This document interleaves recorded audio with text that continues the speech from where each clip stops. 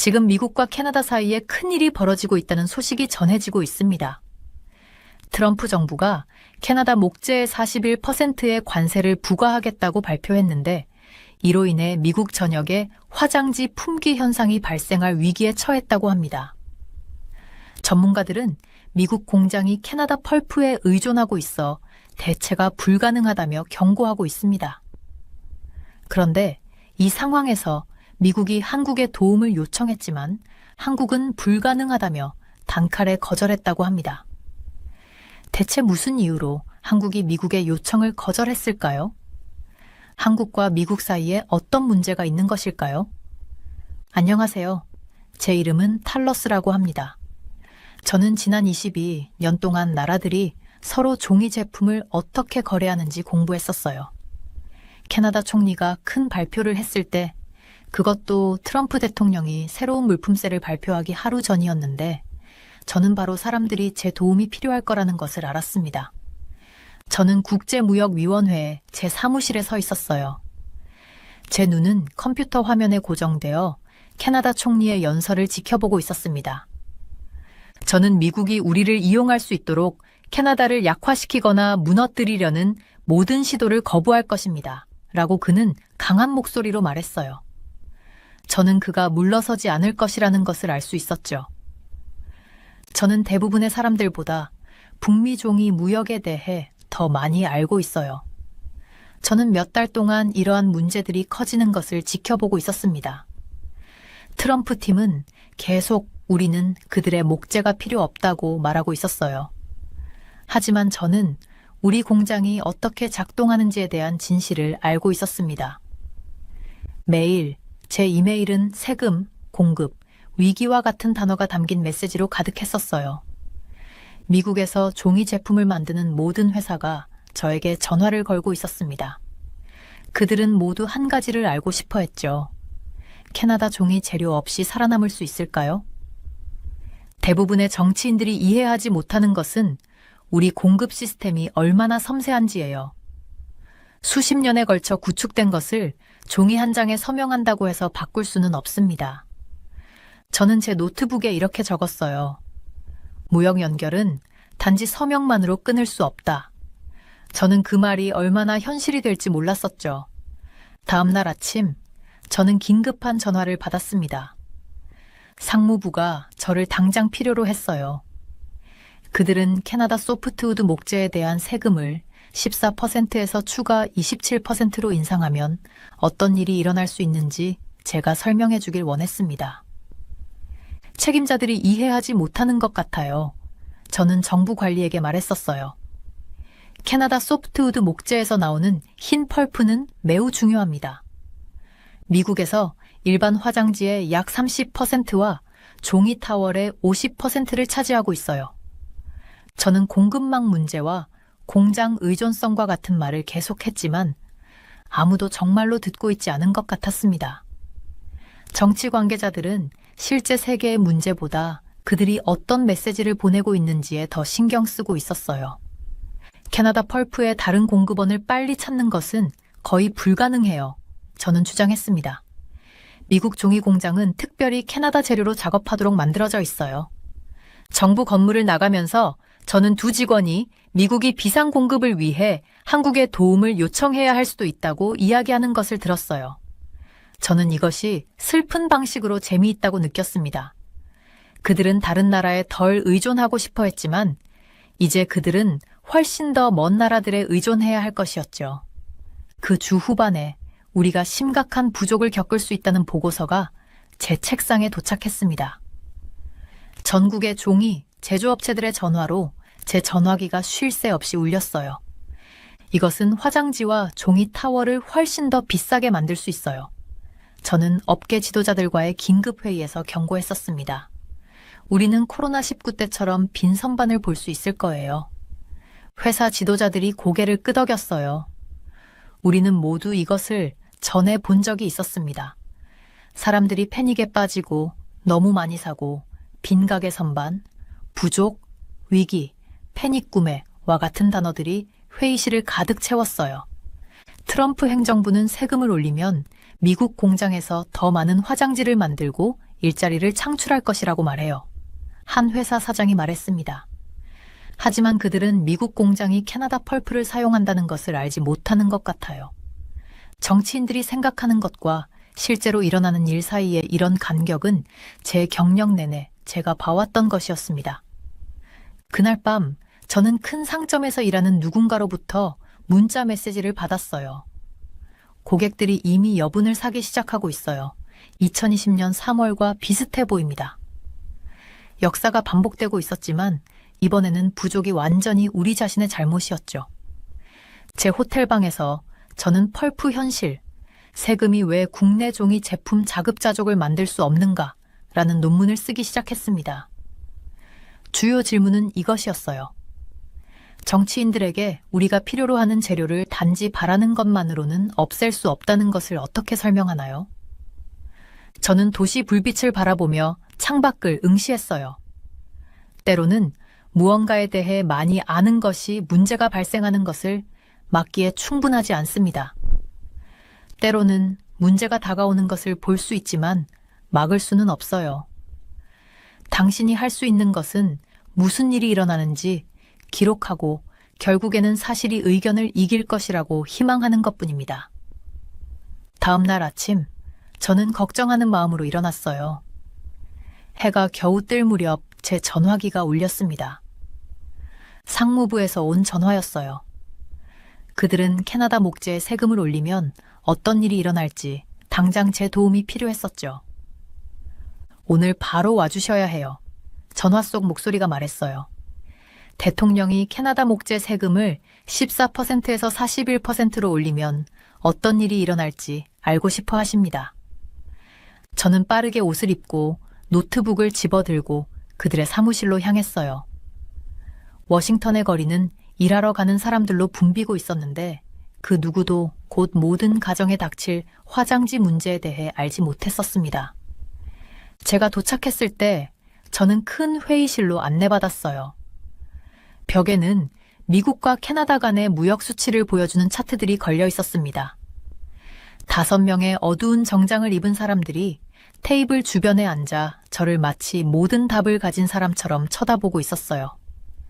와주셔서 감사합니다, 탈러스 박사님. 짧은 회색 머리를 한 여성이 말했어요. 캐나다 목재에 대한 이 새로운 세금이 일반 사람들에게 어떤 의미가 있을지 이해해야 했었습니다. 저는 깊게 숨을 들이마셨어요. 문제는 대부분의 사람들이 생각하는 것보다 더 큽니다. 저는 테이블에 제 노트를 펼치며 설명했어요. 캐나다에서 받는 연합 목재는 단지 집을 짓는 용도만이 아니에요. 그것은 화장지와 종이 타월을 만드는 데 사용하는 펄프로 변환됩니다. 저는 제가 그린 도표를 가리켰어요. 미국의 모든 화장지의 약 30%가 이 캐나다 펄프에서 나옵니다. 종이 타월의 경우는 더 많아서 약 50%나 됩니다. 방안이 조용해졌어요. 안경을 쓴 한 남자가 혼란스러워 보였습니다. 펄프를 다른 곳에서 구할 수는 없나요? 그가 물었어요. 저는 고개를 저었어요. 그게 까다로운 부분이에요. 우리 제지 공장들은 특별히 캐나다 재료를 사용하도록 지어졌습니다. 한 가지 방법으로만 맞는 퍼즐 조각과 같은 거예요. 우리는 하룻밤 사이에 다른 조각으로 바꿀 수 없습니다.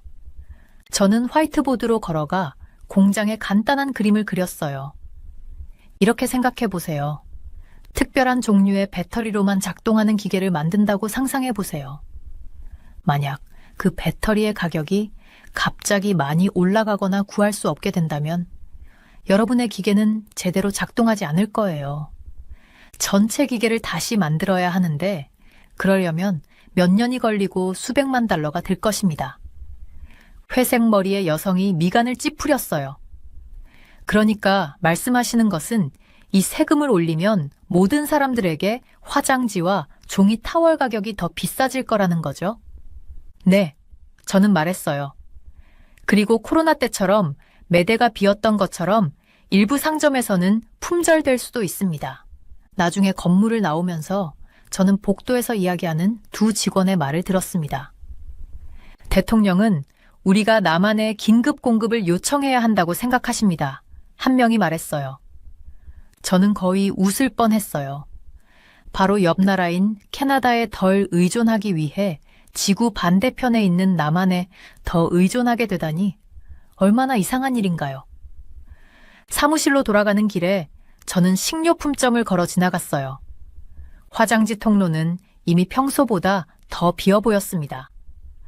어린아이 둘을 데리고 있는 한 어머니가 큰 포장 6개를 자신의 카트에 넣고 있었어요. 안전한 게 좋으니까요. 제가 보고 있는 것을 알아차리고 그녀가 저에게 말했어요. 뉴스에서 곧 부족 현상이 올 수 있다고 들었어요.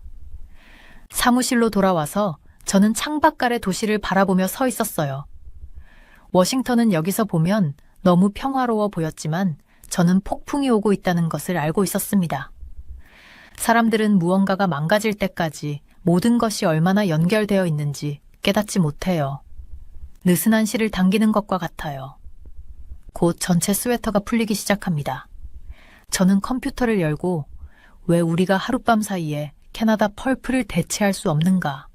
라는 제목의 보고서를 작성하기 시작했어요. 너무 늦기 전에 누군가가 이것을 읽어주길 바랐습니다. 큰 제지회사에 있는 제 친구에게서 문자가 왔어요. 오늘 주문량이 40% 증가했어요.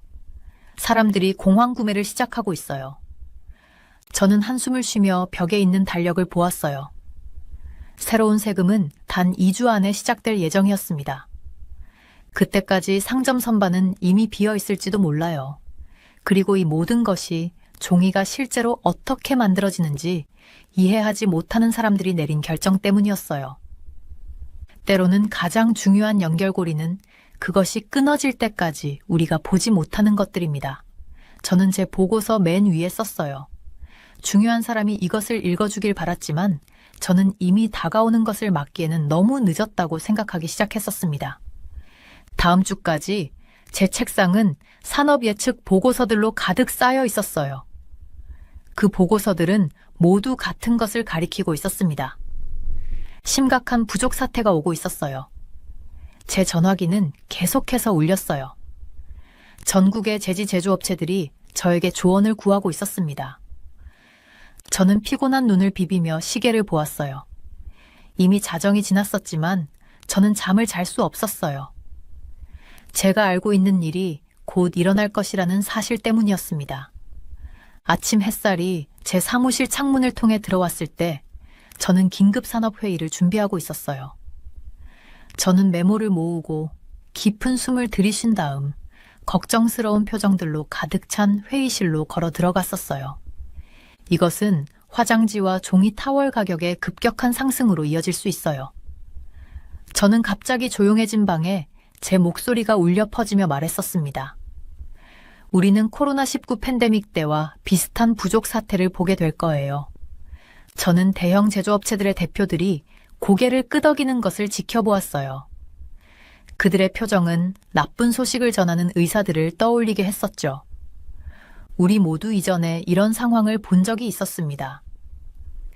빈 상점 선반들, 찾을 수 있는 것은 무엇이든 집어드는 공황 상태의 고객들, 하룻밤 사이에 치솟는 가격들. 하지만 정부는 이해하지 못하고 있어요. 앞쪽에 앉아있던 한 여성이 말했었어요. 그녀의 이름표는 그녀가 미국 최대 제지회사 중 하나의 CEO임을 나타내고 있었습니다. 트럼프 행정부는 관세를 높이면 미국 공장에서 화장지 생산이 증가하고 일자리가 창출될 것이라고 주장하고 있어요. 하지만 그들은 미국 공장이 캐나다 펄프를 사용한다는 기본적인 지식이 부족한 것 같아요. 저는 동의하며 고개를 끄덕였어요. 그게 바로 문제예요. 캐나다 원료 없이는 미국 화장지를 만들 수 없어요. 적어도 우리의 현재 공장으로는 말이죠. 더 많은 사람들이 그들의 우려를 공유하면서 방은 더 따뜻해졌어요. 부족, 위기, 공황구매와 같은 단어들이 벽에 튕겨나왔었죠. 방 안의 두려움은 거의 만질 수 있는 것 같았습니다. 회의가 끝날 무렵 제 전화기는 대형 소매 체인에서 일하는 제 친구로부터 문자 메시지를 받고 진동했어요. 고객들이 이미 사재기를 시작하고 있어요. 2020년 3월과 비슷한 패턴이에요. 제 위가 조여들었어요. 역사가 반복되고 있었지만 이번에는 부족 사태가 예상치 못한 팬데믹 때문이 아니었습니다. 이번에는 우리가 이러한 새로운 관세 정책으로 스스로 문제를 만들고 있었어요.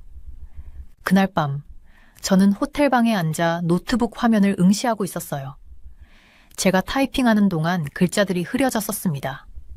펄프 현실, 왜 관세가 제지 제품에서 국내 자급자족을 만들어낼 수 없는가? 저는 중요한 사람이 이것을 읽고 이해하기를 바랐어요. 창밖으로 도시의 불빛들이 별처럼 반짝였어요. 저는 그 집들 중 얼마나 많은 가정이 곧 화장지가 떨어질까 걱정하게 될지 궁금했었습니다. 실제 세계에서 일이 돌아가는 방식을 그냥 바람으로 없앨 수 없다는 것을 결정을 내리는 강력한 사람들에게 어떻게 설명할 수 있을까요? 다음 날 아침, 저는 더 많은 염려스러운 소식에 잠에서 깼어요. 세계의 주요 소매업체들이 이미 고객들이 구매할 수 있는 화장지의 양을 제한하기 시작했었어요. 사람들은 소셜미디어에 빈 상점 선반 사진을 올리고 있었습니다. 공황 상태가 제가 예상했던 것보다 더 빨리 퍼지고 있었어요. 저는 상무부의 제 동료에게 전화를 걸었어요. 우리는 뭔가를 해야 해요. 저는 목소리를 침착하게 유지하려고 노력하면서 말했습니다. 이것은 보통 가정에 큰 타격을 줄 거예요. 알아요. 그녀는 한숨을 쉬었어요. 하지만 윗선에서는 아무도 그 말을 듣고 싶어 하지 않아요. 그들은 이것이 미국 회사들이 미국 원료를 사용하도록 강제할 것이라고 확신하고 있어요. 하지만 그렇게 작동하지 않아요. 저는 더 이상 제 좌절감을 숨길 수 없었습니다. 우리 기계들은 특별히 캐나다 펄프용으로 설계되어 있어요. 모든 것을 바꾸는 데는 몇 년과 수십억 달러가 걸릴 거예요. 그동안의 사람들은 그들이 필요로 하는 기본 제품을 가지지 못할 거예요. 전화를 끊은 후 저는 창가로 걸어가 아래 거리의 사람들을 지켜보았어요. 한 젊은 어머니가 유모차를 밀고 있었고 그녀의 나이든 아이는 그녀 옆에서 깡충깡충 뛰고 있었습니다. 한 노인은 식료품 봉지를 들고 천천히 걸어가고 있었어요. 이 사람들이 이러한 결정의 영향을 가장 많이 느낄 사람들이었습니다. 저는 제 어린 시절과 부모님이 생계를 꾸리는 것에 대해 얼마나 걱정하셨는지 기억했어요. 화장지와 종이 타월과 같은 일상 용품의 작은 가격 인상조차도 이미 청구서를 내는데 어려움을 겪고 있는 가정들에게 피해를 줄 수 있었습니다. 그날 오후 저는 의회에서 상황에 대해 발언하라는 초대를 받았어요. 이것은 그들이 이해하게 만들 수 있는 제 기회였습니다. 저는 제 연설을 준비하고 사실과 수치를 모으고 제가 말할 것을 연습하는데 몇 시간을 보냈었어요. 제 서류 가방에 메모를 넣으면서 저는 신문 헤드라인을 보았습니다. 관세 기한이 다가오면서 화장지 공황이 돌아오다. 그 옆에는 빈 상점 선반 앞에 서 있는 한 여성의 사진이 있었고 패배한 모습이었어요. 저는 조심스럽게 그 기사를 오려서 제 폴더에 넣었어요. 때로는 사진 한 장이 제 모든 전문가적 분석보다 더 많은 것을 말할 수 있었습니다. 그날 밤 저는 잠을 잘 수 없었어요. 저는 계속해서 우리의 현대 세계를 구성하는 국가들, 제품들, 공장들, 그리고 사람들 사이의 모든 연결에 대해 생각하고 있었습니다. 한 가닥을 당기면 전체 직물이 풀리기 시작할 수 있었어요. 무역전쟁은 단지 페이지의 숫자나 정치적 논점에 관한 것이 아니었습니다. 그것은 실제 사람들과 그들의 일상생활에 관한 것이었어요. 새벽이 밝아올 때 저는 제 경력에서 가장 중요한 발표를 위해 준비하고 있었어요. 저는 22년 동안 제지제품 공급망을 연구해 왔었습니다. 이제 저는 사람들이 그 연결이 왜 중요한지 이해하게 만들어야 했어요. 너무 늦기 전에. 저는 한국 서울에 오게 될 거라고 생각도 못했었어요. 하지만 화장지 위기가 더 커지면서 저는 정확히 그곳에 있었습니다. 비행은 길었고 저는 대부분의 시간을 한 가지 결정이 어떻게 세계 곳곳에 많은 문제를 일으킬 수 있는지 생각하며 보냈었어요. 마치 연못에 돌을 던지고 파도가 퍼져나가는 것을 보는 것과 같았습니다. 서울은 구름에 닿을 것 같은 높은 건물들이 있는 바쁜 도시였어요. 밝은 간판들이 거리를 비추고 맛있는 음식 냄새가 공기를 가득 채웠었습니다.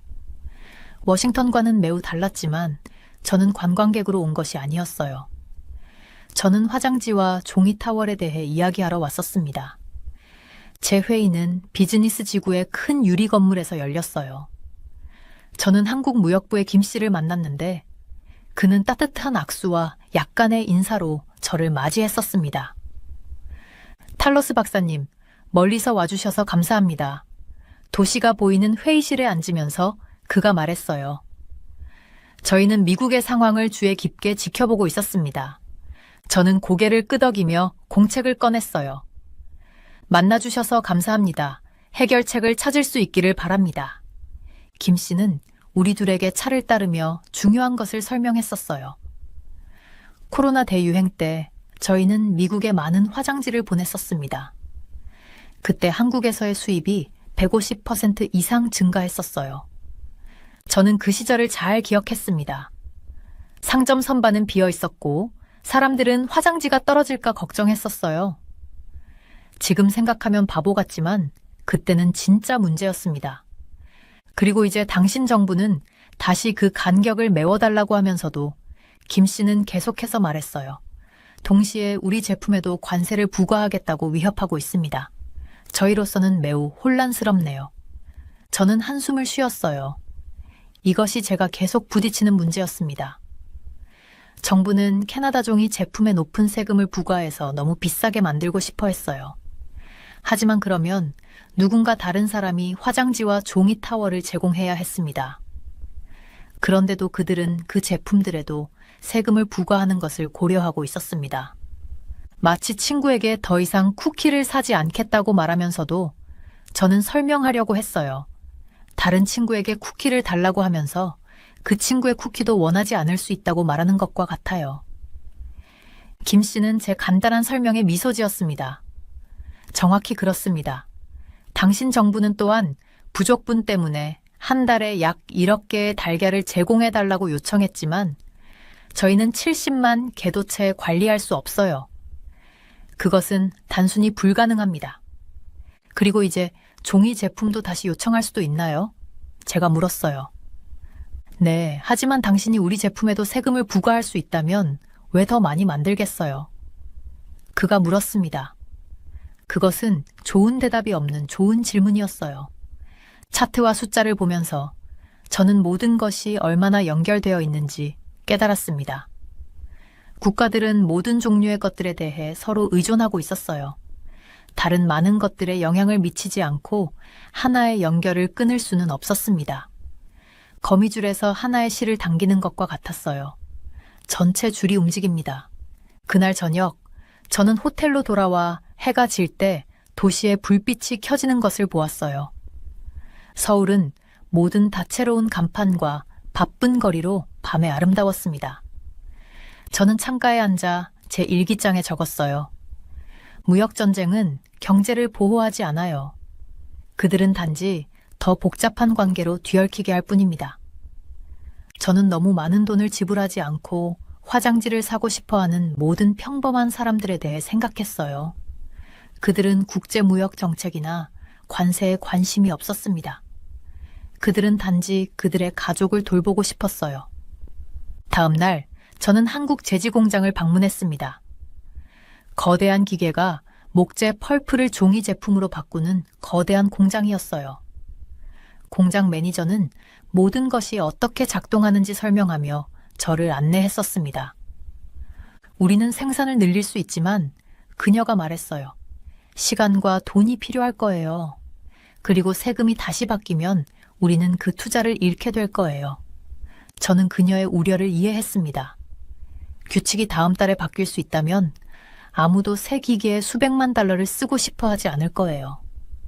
서울에서의 마지막 날, 저는 김 씨와 다른 관계자들과 점심을 먹었습니다. 그들은 전통 한국 음식, 다채로운 야채, 고기, 그리고 위에 계란 프라이가 있는 비빔밥을 대접했어요. 우리는 먹으면서 가능한 해결책에 대해 이야기했었습니다. 아마도 점진적인 접근이 더 좋을 것 같습니다. 한 관계자가 제안했어요. 모두가 적응할 시간을 가질 수 있도록 규칙을 천천히 바꾸세요. 그것은 저에게 이치에 맞았습니다. 빠른 변화는 공황과 부족을 일으켜요. 느린 변화는 모두에게 적응할 시간을 줍니다. 그날 저녁 서울에서 비행기가 이륙할 때 저는 도시가 아래에서 점점 작아지는 것을 지켜보았어요. 세상은 위에서 보면 너무 커 보였지만 또한 매우 연결되어 있었습니다. 사람들이 깨닫든 깨닫지 못하든 한 나라에서 일어난 일은 다른 나라의 사람들에게 영향을 미쳤어요. 저는 노트북을 열고 여행에 대한 보고서 작성을 시작했습니다. 저는 집에 있는 사람들이 이해할 수 있도록 모든 것을 명확하게 설명해야 했어요. 그들의 상점 선반에 있는 화장지는 단지 미국과 캐나다에 관한 것이 아니었습니다. 그것은 함께 일하는 전체 국가들의 네트워크에 관한 것이었어요. 무역은 우정과 같아요. 저는 적었습니다. 모두가 이익을 얻고 아무도 다른 사람을 이용하려고 하지 않을 때 가장 잘 작동합니다. 저는 제 보고서가 무언가를 바꿀 수 있을지 확신하지 못했지만 시도해야 했어요. 때로는 전문가가 된다는 것은 사람들이 듣고 싶어 하지 않는 것들을 말하는 것을 의미합니다. 그리고 지금 그들은 캐나다를 배제하면 한국이나 다른 나라들이 쉽게 해결할 수 없는 문제를 일으킬 것이라는 것을 들어야 했습니다. 비행기가 태평양 위를 날아가는 동안 저는 아래에서 국가 간의 물건을 운반하는 모든 배들에 대해 생각했어요. 각각은 우리 세계가 돌아가게 하는 이 거대하고 보이지 않는 네트워크의 일부였습니다.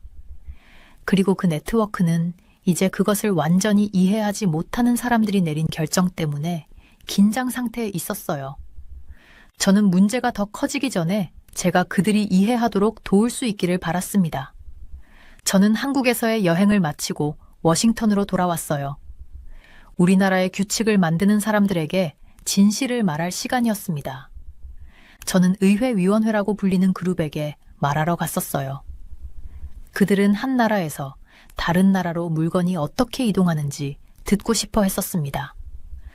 큰 방에 들어갔을 때 저는 긴장했었어요. 수많은 중요한 사람들이 긴 테이블 뒤에 앉아 저를 바라보고 있었습니다. 카메라 플래시가 터지고 있었어요. 사람들이 속삭이고 있었죠. 제 손은 약간 땀이 났지만 저는 깊은 숨을 들이마셨어요. 제가 해야 할 말이 중요하다는 것을 알고 있었습니다. 오늘 저를 초대해 주셔서 감사합니다. 저는 나무 연단에 제 노트를 놓으며 말을 시작했어요. 마이크는 제 목소리를 평소보다 크게 들리게 했었습니다. 저는 그들에게 제 여행과 배운 것들에 대해 말했어요. 퀘벡의 목재 회사에서 일하는 한 사람이 저에게 매우 분명한 것을 말했었습니다. 저는 설명했어요. 미국이 캐나다 목재를 사는 이유는 캐나다 사람들이 예쁘다고 생각해서가 아니에요. 캐나다 펄프가 우리 공장에 가장 잘 맞기 때문에 구매하는 겁니다. 방은 매우 조용해졌어요. 때로는 단순한 진실이 반박하기 어려울 때가 있습니다. 저는 계속해서 말했어요. 만약 우리가 캐나다 물품에 이런 새로운 세금을 부과하면 우리가 매일 필요로 하는 물건들의 가격이 크게 오를 거예요. 저는 방 주위를 둘러보며 다른 위원회 위원들과 눈을 마주쳤습니다. 이미 많은 사람들이 여분의 화장지를 사서 집에 보관하기 시작했어요. 마치 팬데믹 때처럼요. 앞줄에 있던 한 여성이 얼굴을 찌푸리며 무언가를 적었어요. 파란 정장을 입은 한 남자가 걱정스러워 보였습니다. 코로나가 시작됐을 때 상점들이 화장지를 다 팔았던 것 기억하세요? 저는 물었어요. 사람들은 어디서도 그것을 찾을 수 없었어요. 그들은 두려워했었죠. 우리는 그것을 다시 볼 수 있을 거예요.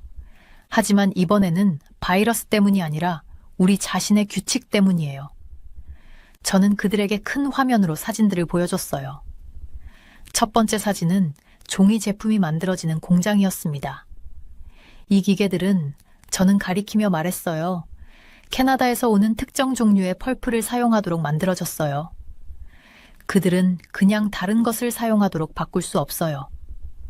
그것은 마치 일반 가솔린이 필요한 차에 디젤 연료를 넣으려는 것과 같아요. 작동하지 않을 거예요. 다음 사진은 팬데믹 때의 빈 상점 선반들을 보여줬습니다. 이것이 전에 일어났던 일이에요. 다시 일어날 수 있어요. 회색 머리의 한 의원이 의자에서 앞으로 기울였어요. 저는 그가 정말로 듣고 있다는 것을 알 수 있었습니다. 탈러스 박사님, 그가 말했어요. 우리의 관세 정책이 실제로 미국 노동자들을 돕는 것보다 미국 가정에 더 해를 끼칠 수 있다고 말씀하시는 건가요? 저는 고개를 끄덕였어요. 네, 그것이 제가 정확히 말하고 있는 거예요. 증거가 이것을 분명히 보여줍니다. 저는 가격이 어떻게 오를 것 같은지 보여주는 차트를 들어 올렸어요. 여러분은 하룻밤 사이에 새로운 공장과 새로운 제조 방법을 만들 수 없어요. 그것은 수년이 걸리고 수십억 달러가 들어요. 그리고 우리가 새 공장을 짓더라도 우리는 여전히 원료, 펄프가 필요할 것이고 그것은 캐나다에서 오고 이러한 관세 때문에 더 비싸질 거예요. 또 다른 의원이 물었어요. 하지만 이러한 관세가 미국 일자리를 보호하지 않을까요? 저는 고개를 저었어요. 실제로는 일자리를 잃게 할 수도 있어요. 만약 종이 제품을 만드는데 더 비용이 많이 들게 되면 회사들은 근로자들을 해고해야 할 수도 있어요. 일부 작은 회사들은 재료의 높은 가격을 감당할 수 없다면 문을 닫을 수도 있습니다. 저는 거의 2시간 동안 그들의 질문에 답했어요. 방 안의 일부 사람들은 제가 말하는 것을 이해하는 것 같았어요. 다른 사람들은 그것을 듣고 싶지 않은 것처럼 보였습니다. 제가 마무리할 때 한 여성 의원이 저에게 물었어요. 4월 2일에 이러한 관세를 진행하면 어떤 일이 일어날 것이라고 생각하세요? 저는 제 말을 신중하게 선택하기 위해 잠시 시간을 가졌어요. 3가지 일이 일어날 것이라고 생각합니다. 첫째, 화장지와 종이 타월과 같은 일상 품목의 가격이 오를 거예요. 둘째, 사람들이 여분을 구매하면서 일부 상점에서는 품절될 거예요. 그리고 셋째, 우리 종이 공장들은 그들의 재료 비용이 더 많이 들기 때문에 어려움을 겪을 거예요. 더 나은 방법이 있을까요? 그녀가 물었어요. 네, 저는 말했어요. 우리는 캐나다와 함께 두 나라 모두에게 도움이 되는 공정한 무역 규칙을 만들 수 있어요. 관세로 싸우는 것은 마치 물이 필요한 두 이웃이 서로의 양동이에 구멍을 뚫기로 결정하는 것과 같아요. 아무도 이기지 못해요. 제가 말을 마쳤을 때 방 안에서 말하는 소리가 터져 나왔어요. 기자들이 질문을 하기 시작했어요. 카메라가 더 많이 깜빡였습니다. 저는 제 서류를 모으고 연단에서 물러났어요. 국회의사당 건물을 나오면서 저는 제 말이 어떤 차이를 만들었는지 궁금했어요. 큰 하얀 돔이 오후 햇살 속에 빛났습니다. 사람들은 중요한 정부 일로 바쁘게 계단을 오르내리고 있었어요. 저는 계단 아래에서 멈추고 뒤돌아보았어요. 저는 그들에게 일이 실제로 어떻게 돌아가는지에 대한 진실을 말했었습니다. 저는 그들의 계획이 왜 너무 많은 돈을 쓰지 않고 화장지를 사고 싶어하는 일반 사람들에게 해를 끼칠 수 있는지 설명했었어요. 저는 전문가로서 제 일을 했었습니다. 하지만 그들이 들을까요? 아니면 그들이 어쨌든 관세를 진행할까요? 그날 저녁 저는 아파트에 앉아 뉴스를 보고 있었어요. 그들은 제가 위원회에서 말하는 클립을 보여줬습니다. 기자는 말했어요. 무역 전문가가 새로운 관세가 시행되면 화장지 부족이 가능하다고 경고합니다. 제 전화기가 친구들과 동료들의 메시지로 울리기 시작했어요. 정말 잘했어요. 무역위원회에서 일하는 제 친구 마리아가 문자를 보냈어요. 그들이 생각을 바꿀 것 같아요. 저는 답장을 보냈어요. 말하기 어려워요. 정치는 복잡해요. 저는 창문으로 걸어가 도시의 불빛을 바라봤어요. 워싱턴은 밤에 아름다웠습니다. 저는 미국 전역의 모든 집과 아파트에 있는 모든 사람들에 대해 생각했어요. 그들 대부분은 지금 내려지고 있는 결정들이 다음 쇼핑, 관세가 시작되기 전 며칠은 이상했어요. 저는 도시 전체의 여러 상점들을 돌아다니며 화장지와 종이 타월에 무슨 일이 일어나고 있는지 지켜봤었습니다. 어떤 가게들은 이런 제품들로 가득 찬 선반이 있었어요. 다른 가게들은 완전히 빈 선반만 있었죠. 그 지역 사람들이 가능한 부족 사태에 대해 들었는지 여부에 따라 달라졌었어요. 저는 한 상점에서 빈 금속 선반을 만졌는데 코로나 대유행 때와 얼마나 비슷해 보였는지 기억났어요. 그때는 갑작스럽고 예상치 못한 위기 때문에 부족 현상이 발생했었죠. 이번에는 우리가 볼 수 있는 문제로 똑바로 걸어 들어가고 있었습니다. 이런 건 처음 봤어요. 저와 함께 빈 종이 제품 구역을 바라보며 한 매장 관리자가 말했어요. 하루는 재고가 가득 차 있었는데 다음 날에는 모든 것이 사라졌어요. 저는 무슨 일이 일어나고 있는지 설명하기 위해 인기 있는 아침 뉴스 프로그램에 초대받았었어요. 밝은 스튜디오 조명 때문에 진행자가 질문을 하는 동안 땀이 났었습니다. 저는 복잡한 문제를 설명하기 위해 간단한 단어를 사용하려고 노력했었어요. 다른 선택지를 찾는 것은 매우 어려워요. 저는 카메라를 직접 보며 말했어요. 그래서 많은 미국인들이 트럼프의 관세 계획에 대해 걱정하고 있습니다. 진행자는 혼란스러워 보였어요. 그러니까 우리가 그냥 다른 사람에게서 살 수 없다는 말씀이신가요? 저는 고개를 저었어요. 커피 브랜드를 바꾸는 것과는 달라요. 우리의 모든 제지 공장들은 특별히 캐나다 원료를 사용하도록 지어졌어요. 그것을 바꾸려면 수십억 달러가 들고 모든 것을 재건하는데 여러 해가 걸릴 거예요. 방송 후 저는 전화를 확인했고 23개의 부재중 전화를 발견했었어요. 모두가 제가 가지고 있지 않은 답을 원했습니다. 가격이 2배가 될까요? 가게에서 완전히 품절될까요? 부족 사태가 얼마나 오래 지속될까요? 사무실로 걸어가면서 저는 고객당 화장지 한 개 제한이라는 손으로 쓴 표지판이 있는 작은 편의점을 지나쳤어요. 주인은 코로나 때처럼 사재기를 방지하려고 했었죠. 저는 전국에 얼마나 많은 비슷한 표지판들이 나타나고 있는지 궁금했어요. 그날 오후 늦게 제 전화가 울렸어요. 백악관에서 일하는 옛 친구 마리아였습니다. 당신이 의회에 말한 것을 읽었어요. 그녀는 조용한 목소리로 말했어요. 여기 몇몇 사람들이 닫힌 문 뒤에서 다시 생각하기 시작하고 있어요. 제 마음이 약간 들떴어요. 부족 사태가 일어나는 것을 막기에 충분할까요? 모르겠어요. 그녀는 인정했어요. 정치적 압력은 강하지만 당신이 설명한 현실 세계의 문제들은 무시하기 어려워요. 그날 저녁 저는 부엌 테이블에 앉아 쇼핑 목록을 만들고 있었어요. 화장지라고 쓸 때 잠시 멈췄는데 페니 페이지 위에 떠 있었죠. 만약을 위해 여분을 사야 할까요? 저는 제 자신을 보고 웃었어요.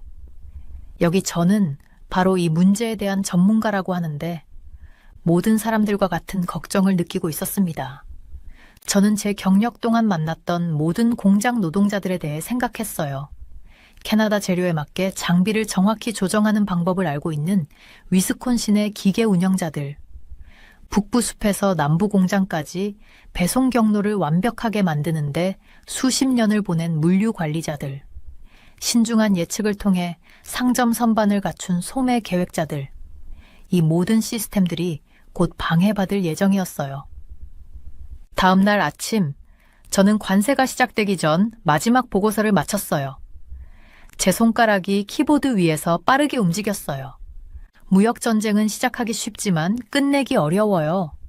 우리의 글로벌 공급망은 빠르게 변경될 수 없는 방식으로 국가들을 연결하고 있어요. 이 관세들은 확실히 문제를 일으킬 거예요.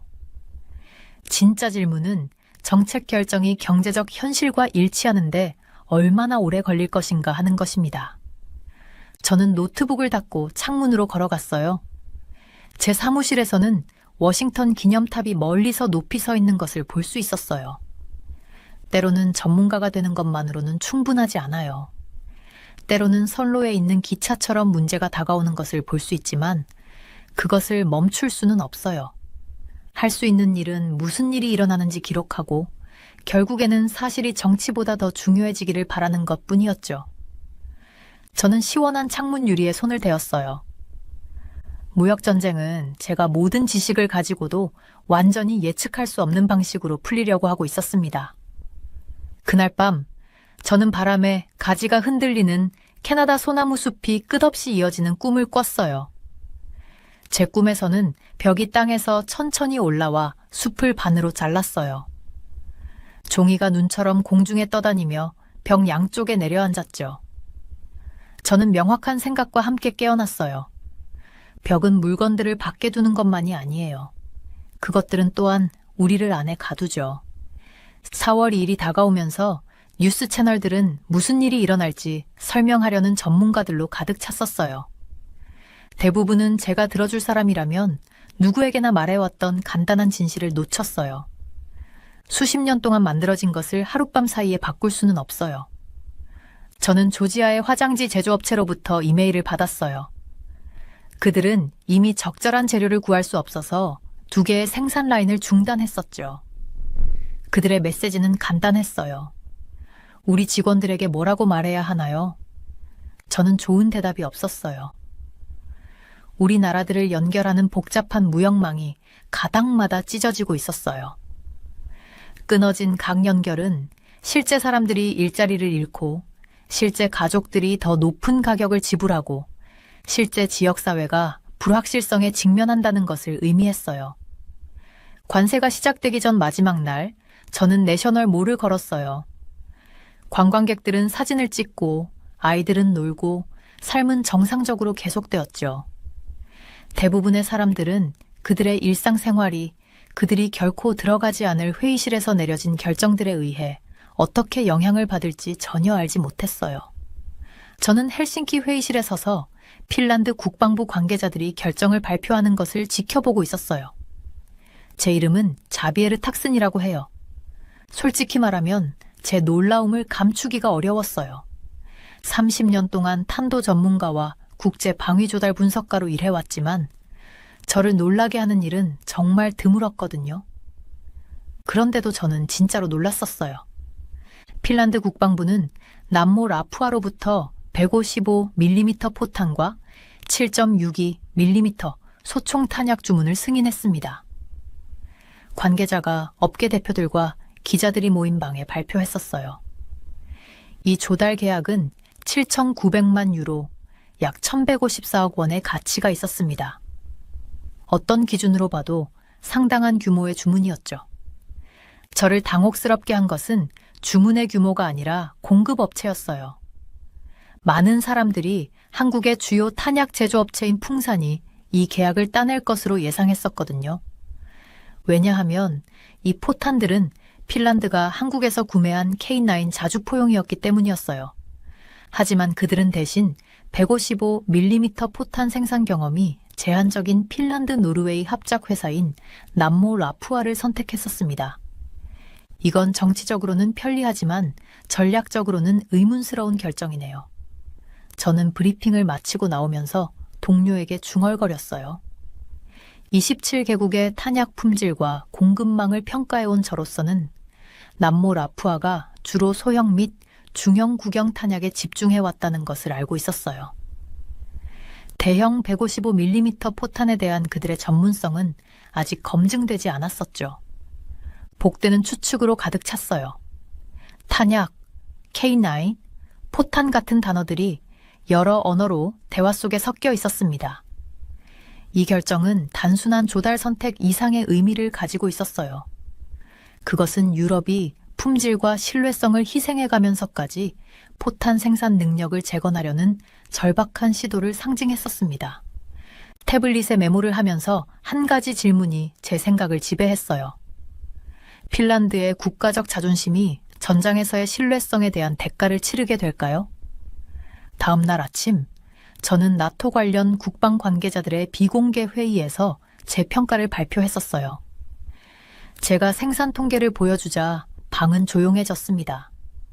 유럽은 우크라이나 전쟁으로 인해 포탄의 심각한 부족 상태에 직면해 있습니다. 저는 감소하는 재고 그래프를 가리키며 설명했어요. 미국 국제전략연구소가 우리 모두가 이미 두려워하던 것을 확인했습니다. 유럽의 현재 탄약 생산율은 향후 잠재적 분쟁에 대비하기에 턱없이 부족합니다. 제가 최근에 진행한 전쟁 시뮬레이션은 북유럽 국가들이 높은 강도의 분쟁에서 예상보다 훨씬 더 많은 포탄과 미사일을 소비할 것이라는 점을 보여주었어요. 장거리 미사일의 연간 생산량은 너무 제한적이어서 연간 단 88개만 생산됩니다. 심각한 적대 행위가 일주일 내에 재고가 고갈될 수 있었습니다. 155mm 포탄 위기는 일시적인 것이 아닙니다. 저는 계속 말했어요. 이것은 구조적인 문제입니다. 유럽의 생산 능력은 수십 년간의 평화 배당금으로 인해 약화되었습니다. 한 독일 관계자가 몸을 앞으로 기울였어요. 탁슨 박사님, 유럽 자립 일정에 대한 평가는 어떻습니까? 질문은 직접적이었지만 대답은 불편했어요. 현재 예측에 따르면 유럽 제조업체들이 국내 수요를 충족시키기까지 최소 3에서 5년이 걸릴 것 같습니다. 현재 독일, 프랑스, 영국만이 상당한 포탄 생산 시설을 유지하고 있으며 이들도 기존 주문량을 처리하는 데 어려움을 겪고 있습니다. 저는 20개 유럽 국방부 전체에서 반복되는 패턴을 강조했었어요. 긴급 조달, 국내 생산 능력 구축 시도, 그리고 한국 공급업체에 대한 의존도 증가, 생산 병목 현상, 공급망 취약성, 비상 비축 같은 키워드가 제 브리핑을 지배했었죠. 제가 결론을 내릴 때쯤 방안의 분위기는 걱정에서 눈에 띄는 불안으로 바뀌었어요. 유럽의 포병 르네상스는 시간이 걸릴 것이고 시간은 극도로 부족한 자원이었습니다. 제 평가 여행은 다음으로 한국 부산으로 이어졌어요.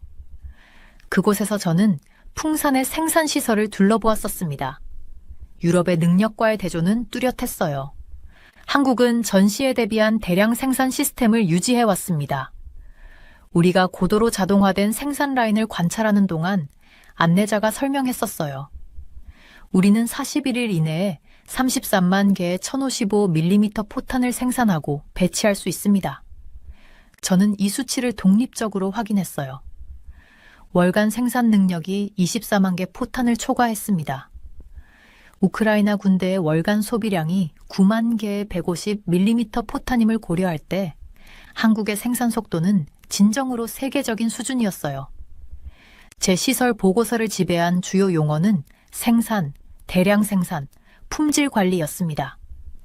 한국은 유럽이 약화되도록 허용했던 능력을 북한과의 지속적인 안보 우려로 인해 유지해 왔었어요. 폴란드는 우리에게 연간 10만 개 이상의 포탄을 생산할 수 있는 공장을 설립해 달라고 요청했습니다.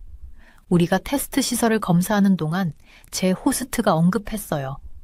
스페인은 우리의 유럽 생산 기지를 유치할 계획입니다. 중립적인 관찰자로서 저는 한국의 전략적 이점을 인정해야 했어요.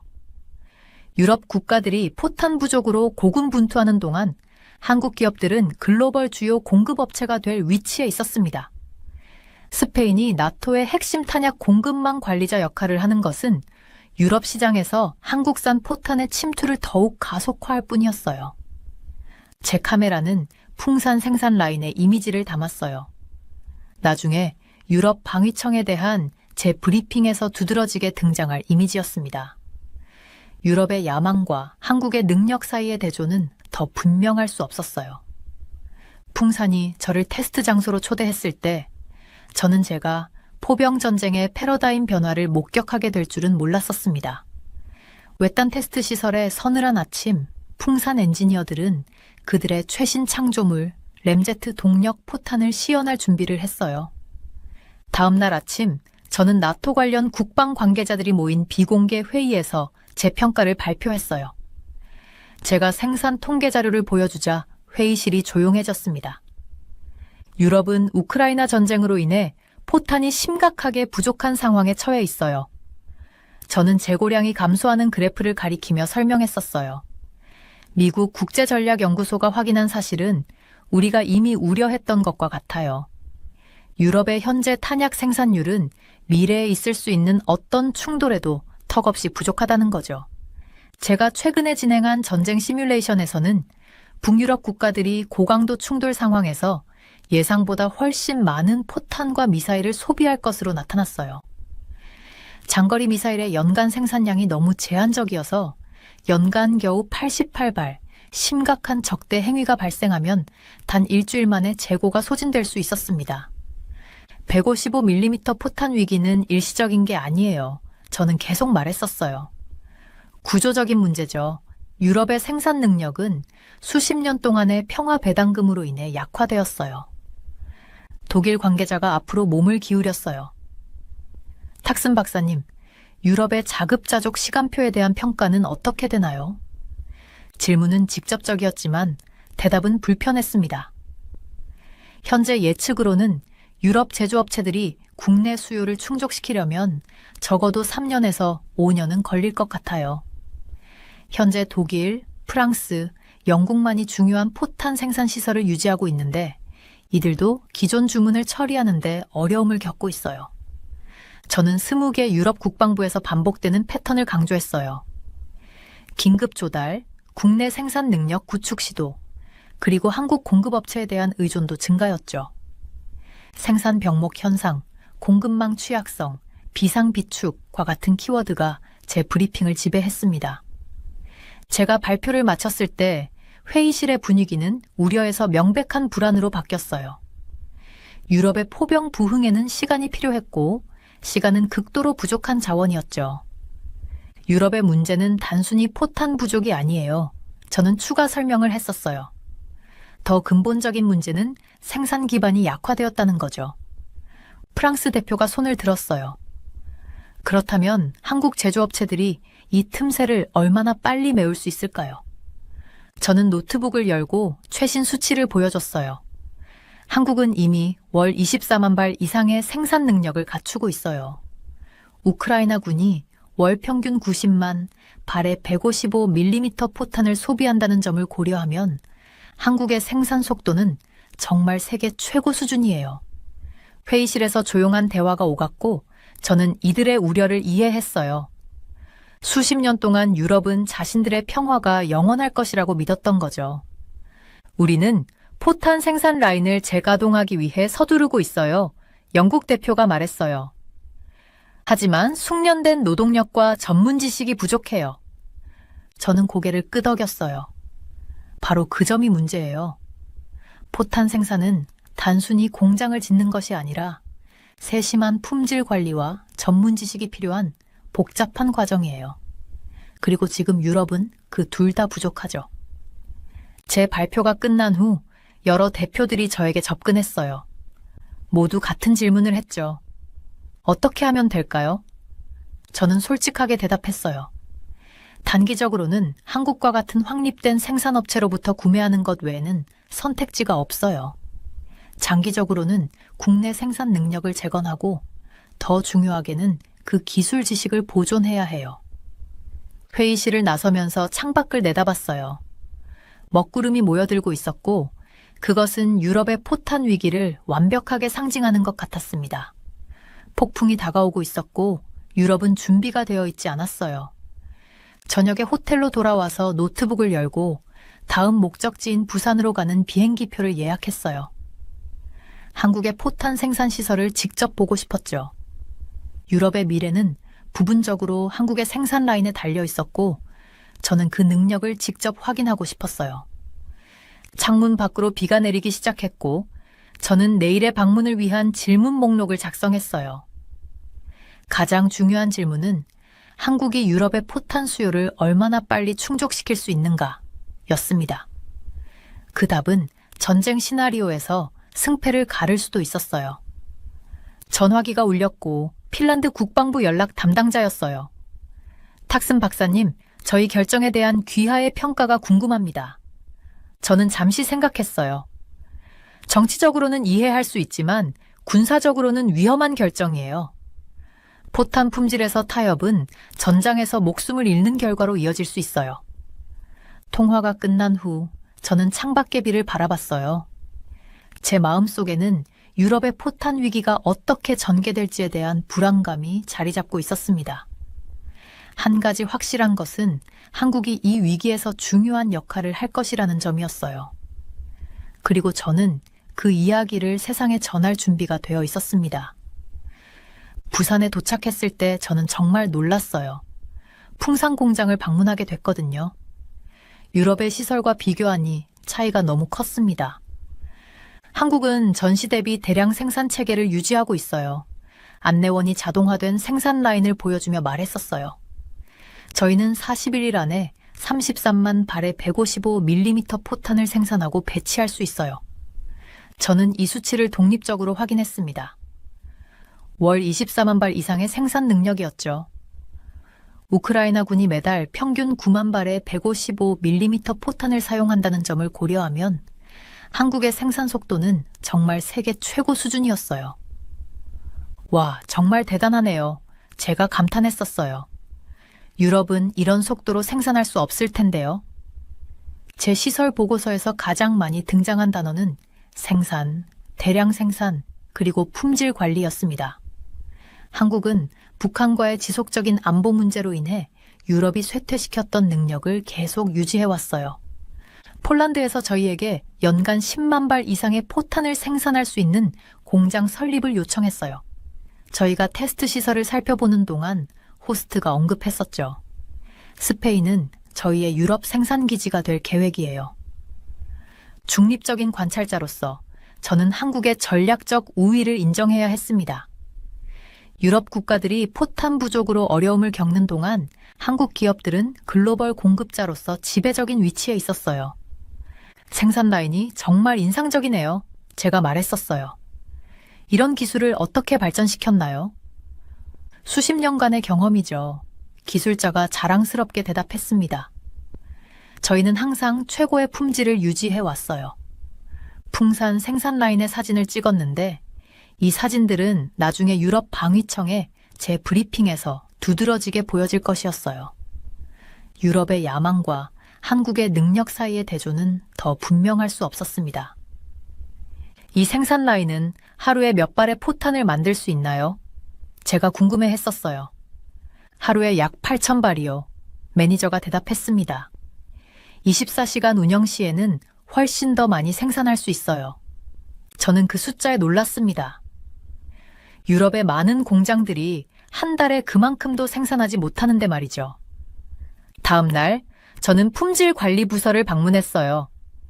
기술자들이 각 포탄을 꼼꼼하게 검사하는 것을 지켜봤습니다.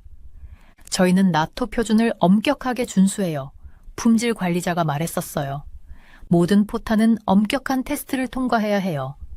저는 테스트 과정을 유심히 관찰했습니다. 정밀도와 일관성이 정말 인상적이었어요. 이렇게 높은 품질을 어떻게 유지하나요? 제가 물었어요. 자동화와 인간의 전문성을 결합했기 때문이에요. 그가 설명했습니다. 기계는 일관성을 제공하고 사람들은 세부 사항을 확인하죠. 그날 오후 저는 연구개발팀과 만났어요. 그들은 저에게 새로운 포탄 디자인을 보여줬습니다. 이것은 저희의 최신 확장 범위 포탄이에요. 엔지니어가 자랑스럽게 말했었어요. 기존 포탄보다 50% 더 멀리 날아갈 수 있어요. 저는 디자인을 살펴봤습니다. 그것은 정교하면서도 실용적이었어요. 왜 유럽은 이런 기술을 개발하지 못했을까요? 제가 궁금했어요. 투자와 우선순위의 문제죠. 그가 대답했습니다. 저희는 항상 포병을 중요시해 왔어요. 저는 노트북에 자세한 노트를 작성했어요. 이 정보는 제 리포트에 중요할 것이었습니다. 연구개발 시설을 떠나면서 저는 세계적인 포병 시장에서 한국의 미래에 대해 생각했어요. 그들의 기술적 우위와 생산 능력은 분명한 경쟁 우위였습니다. 스페인의 역할이 나토 탄약 공급망 관리자로서 한국 포탄의 유럽 시장 진출을 더욱 가속화할 것이었어요. 마지막 날, 저는 경영진과 만났습니다. 그들은 저에게 미래 계획을 공유했어요. 저희는 글로벌 시장에서 성장하고 있어요. CEO가 말했었습니다. 유럽, 중동, 아시아에서 수요가 증가하고 있죠. 저는 그들의 야망에 감명받았어요. 그들은 단순한 제조업체가 아니라 글로벌 방위 산업의 주요 플레이어가 되고 있었습니다. 한국이 세계 포병 시장을 지배할 것 같나요? 제가 솔직하게 물었어요. CEO는 웃었습니다. 저희는 단지 최고의 제품을 만들려고 노력할 뿐이에요. 시장은 알아서 결정하겠죠. 그의 겸손함에도 불구하고 저는 답을 알고 있었어요. 한국은 이미 포병의 미래를 만들어가고 있었습니다. 부산을 떠나면서 저는 제가 관찰한 것들에 대해 생각했어요. 유럽이 생산 능력을 재건하려는 노력에도 불구하고 한국의 기술적 우위와 확립된 능력은 앞으로 몇 년 동안 글로벌 포병 시장에서 그들의 지배력을 보장할 것이었습니다. 핀란드의 결정은 국가 산업 관점에서는 이해할 수 있지만 결국 포병 역사의 잘못된 편에 서게 될 수도 있겠다고 생각했어요. 흥미로운 여행이었네요. 제가 비행기에 탑승하며 중얼거렸습니다. 포병의 미래는 한국에 있어요. 풍산에서 저를 시험장으로 초대했을 때 제가 포병 전쟁의 패러다임 전환을 목격하게 될 줄은 몰랐어요. 서늘한 아침, 외딴 시험 시설에서 풍산 엔지니어들이 그들의 최신 발명품 램제트 동력 포탄을 시연할 준비를 하고 있었습니다. 포병 역사에서 사거리를 늘리는 것은 항상 더 무겁고 덜 기동성 있는 시스템을 의미했었죠. 저는 보호장벽 뒤에서 기다리면서 녹음기에 말했어요. 기본적인 과제는 표준 155mm 구경을 유지하면서 사거리를 확장하는 거였습니다. 시험 책임자가 다양한 사거리 확장 기술에 대해 설명했었어요. 접이식 날개가 있는 활공 포탄, 로켓 보조 발사체, 그리고 공기 저항을 줄이는 베이스 블리드 포탄까지요. 하지만 램제트 포탄은 완전히 다른 무언가를 대표했어요. 혁명적인 접근법이었죠. 시험 발사가 시작되자 데이터 판도값은 놀라운 이야기를 들려주었습니다. 포탄의 초기 속도는 약 초당 900m, 마하 2.9로 포신을 떠날 때 이미 초음속이었어요. 그런데 점차 감속하는 기존 포탄과 달리 이 포탄은 계속 가속하여 결국 마하 3.0에 가까운 속도에 도달했습니다. 램제트 기술은 포병의 근본적인 초기 가속 문제를 해결했어요. 수석 엔지니어가 설명했었어요. 비행 중에 전방 흡입구를 통해 들어오는 초음속 공기가 압축되고 연료와 혼합되어 연소된 후 배출되어 지속적인 추력을 생성했습니다. 사거리 함의는 정말 놀라웠어요.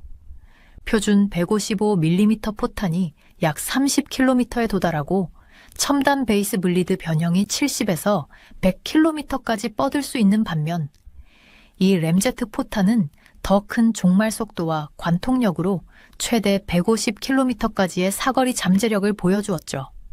이 기술은 잠재적으로 K9 자주포가 전례 없는 사거리에서 주력 전차를 파괴할 수 있게 해줄 수도 있어요. 저는 이것이 어떻게 전장역학을 재구성할지 생각하며 메모했었습니다. 시험장을 떠나면서 저는 역사적인 무언가를 목격했다는 걸 깨달았어요. 제 이전 포병 분석의 대부분을 쓸모없게 만들 수도 있는 발전이었죠. 램제트 포탄은 단순한 점진적 개선이 아니었습니다. 그것은 현대 포병 전쟁의 새로운 장을 대표했어요. 제가 폭발 테스트를 보며 느꼈던 충격을 잊을 수 없었습니다. 그 소리가 귓가에 울렸고 지면이 진동했었어요. 이건 그냥 평범한 포탄이 아니었죠. 이건 게임 체인저였습니다. 이게 실전에서는 어떻게 작동하나요? 제가 수석 기술자에게 물었어요. 적 레이더가 이걸 감지했을 때는 이미 늦었을 거예요. 그가 웃으며 말했습니다. 일반 포탄은 비행 중에 속도가 느려지지만 이건 오히려 빨라져요. 적이 대응할 시간이 거의 없죠. 램제트 포탄의 실제 발사 장면을 보는 것은 마치 미래를 엿보는 것 같았어요. 포탄이 하늘을 가로질러 날아가는 모습은 포병 역사의 새 장을 열고 있었습니다. 이제 포병은 단순한 화력 지원 역할을 넘어서게 되었죠. 이 기술로 우리는 어떤 이점을 얻게 되나요? 제가 데이터를 검토하며 물었어요. 생각해 보세요. 엔지니어가 설명했습니다. 기존 포병은 작전 반경이 약 30km였어요. 이제 그 거리는 150km까지 늘어날 수 있어요. 이건 전술적 무기가 아니라 작전적 무기가 되는 거죠. 저는 이 기술이 가져올 전략적 영향에 대해 깊이 생각했어요. 포병은 항상 전쟁의 신이라 불렸지만 이 새로운 램제트 포탄은 그 신화의 날개를 달아주었습니다. 다른 나라들이 이 기술을 따라잡는데 얼마나 걸릴까요? 제가 물었어요. 수석 과학자가 고개를 저었습니다. 적어도 5년, 아마도 10년은 걸릴 거예요. 우리는 이 분야에서 상당한 선두를 달리고 있습니다. 시험이 끝난 후 우리는 성능 데이터를 분석하기 위해 모였어요. 숫자들이 모든 것을 말해주고 있었습니다. 정확도, 속도, 관통력, 모든 면에서 기존 포탄을 완전히 능가했었죠. 이건 단순한 진화가 아니라 혁명입니다. 제가 결론을 내렸어요. 이 기술은 전장의 모습을 바꿀 거예요. 헬싱키로 돌아가는 비행기에서 저는 제 노트북을 펴고 보고서를 작성하기 시작했어요. 핀란드가 내린 결정이 얼마나 근시안적이었는지 새삼 깨달았습니다. 그들은 국가적 자부심을 위해 기술적 우위를 희생했었어요. 램제트 포탄은 전장의 판도를 바꿀 것입니다. 제가 작성했어요. 그리고 이 변화의 중심에는 한국이 서 있습니다. 시험장에서의 마지막 순간이 계속 제 머릿속에 맴돌았어요. 풍산의 엔지니어가 저에게 말했던 것처럼 우리는 단지 포탄을 만드는 게 아니라 미래를 만들고 있습니다. 그리고 그 미래가 펼쳐지는 것을 직접 목격했다는 사실에 저는 깊은 경외감을 느꼈었습니다. 포병 전쟁은 이제 영원히 변했어요. 그리고 그 변화는 한국에서 시작되었습니다. 바르샤바에 있는 폴란드 국방부 본부에 도착했을 때 사무실은 활기로 가득 차 있었어요. 세바스티안 크발레크 부국방 장관이 독일, 한국, 터키, 프랑스 기업들이 공동 탄약 제조 벤처에 입찰했다고 막 발표한 직후였습니다. 폴란드는 생산 능력을 증가시키기 위해 7억 5천만 달러를 할당했어요. 예비 논의 중에 국방부 관계자가 저에게 알려주었어요. 저희 목표는 이 3년 내에 155mm 포탄 생산량을 연간 15만 발까지 확대하는 거예요. 독립분석가로서 저는 6개 입찰 기업의 기술적 장점을 검토해달라는 요청을 받았습니다. 기밀 유지에 제한이 있었지만 한국 기업들의 제안이 가장 포괄적인 기술 이전 패키지를 제공한다는 것은 분명했어요. 이 조달 문서에서 가장 반복되는 문구는 기술 이전이에요.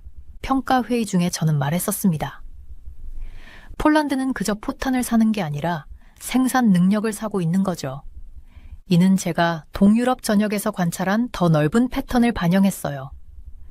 즉각적인 공급과 장기적인 생산 독립성에 대한 욕구였습니다. 전략적 자율성, 산업 주권, 방위산업 기반 같은 키워드가 정책 논의를 지배했었어요. 폴란드 사례를 특히 중요하게 만든 것은 지역 탄약 허브가 되고자 하는 그들의 의도였습니다. 성공한다면 폴란드 한국 합작 벤처는 나토 동부 측면의 중요한 공급자가 될 수 있었어요. 폴란드 관계자들에게 보낸 저의 보고서는 명확했습니다. 한국 제조업체들이 보여준 기술적 능력은 품질과 확장성 모두에서 유럽의 대안을 능가합니다. 중요한 질문은 기술적 장점이 아니라 지식 이전 조건이에요. 바르샤바 협의를 마무리할 때 터키 방위기업 MK 임원들이 155mm 포탄 생산에 대한 완전한 기술 이전을 제안했다는 소식이 들려왔어요. 점점 경쟁이 치열해지는 시장에서의 과감한 움직임이었습니다. 폴란드는 단순히 고객으로 머물길 원치 않았어요. 그들은 자국 내 생산 시설을 갖추고 싶어 했습니다. 저는 이런 추세가 계속될 것이라고 생각했어요. 더 많은 국가들이 자체 방위 산업을 구축하려 할 테니까요. 폴란드는 생산 기술을 배우길 원해요. 한 관계자가 저에게 말했었어요. 우리는 미래에 우리 자신의 탄약을 만들 수 있어야 해요. 회의실을 나오면서 저는 이것이 단순한 무기 거래가 아니라는 생각이 들었습니다. 이것은 지식과 능력의 거래였어요. 폴란드는 자국의 방위 산업을 강화하고 싶어 했고 한국은 그들을 도울 준비가 되어 있었습니다. 이 협력이 폴란드에 큰 변화를 가져올 거예요. 저는 호텔로 돌아가는 길에 생각했었습니다. 그들은 단지 탄약을 사는 게 아니라 미래를 위한 투자를 하고 있어요. 다음 날 아침 저는 폴란드 국방부의 기술팀과 만났습니다. 그들은 한국의 생산 방식에 대해 많은 질문을 가지고 있었어요. 한국의 생산 속도는 정말 인상적이에요. 한 엔지니어가 말했었어요. 우리도 그런 효율성을 배우고 싶어요. 저는 제가 본 한국 공장들에 대해 설명했습니다. 그들의 자동화 시스템, 품질 관리, 그리고 생산 라인의 효율성에 대해 말했어요. 폴란드 팀은 열심히 메모를 했습니다. 가장 중요한 것은 기술이 아니라 사람이에요. 저는 말했었어요. 한국은 숙련된 노동자들을 위한 훌륭한 훈련 프로그램을 가지고 있어요. 회의가 끝날 무렵 저는 폴란드가 올바른 방향으로 가고 있다고 느꼈습니다. 그들은 단순히 외국 기술을 수입하는 것이 아니라 그것을 배우고 적응시키길 원했어요. 이것은 폴란드에게 새로운 시작이 될 거예요. 국방부 관계자가 저에게 말했었어요. 우리는 방위 산업에서 중요한 역할을 할 준비가 되어 있어요. 바르샤바를 떠나기 전 저는 마지막으로 폴란드 한국 협력의 잠재적 영향에 대한 보고서를 작성했습니다. 저는 이것이 단지 한 국가의 이야기가 아니라 유럽 방위 산업의 미래에 대한 것이라고 결론지었어요. 폴란드의 선택은 다른 나라들에게 모델이 될 수 있어요. 저는 썼었습니다.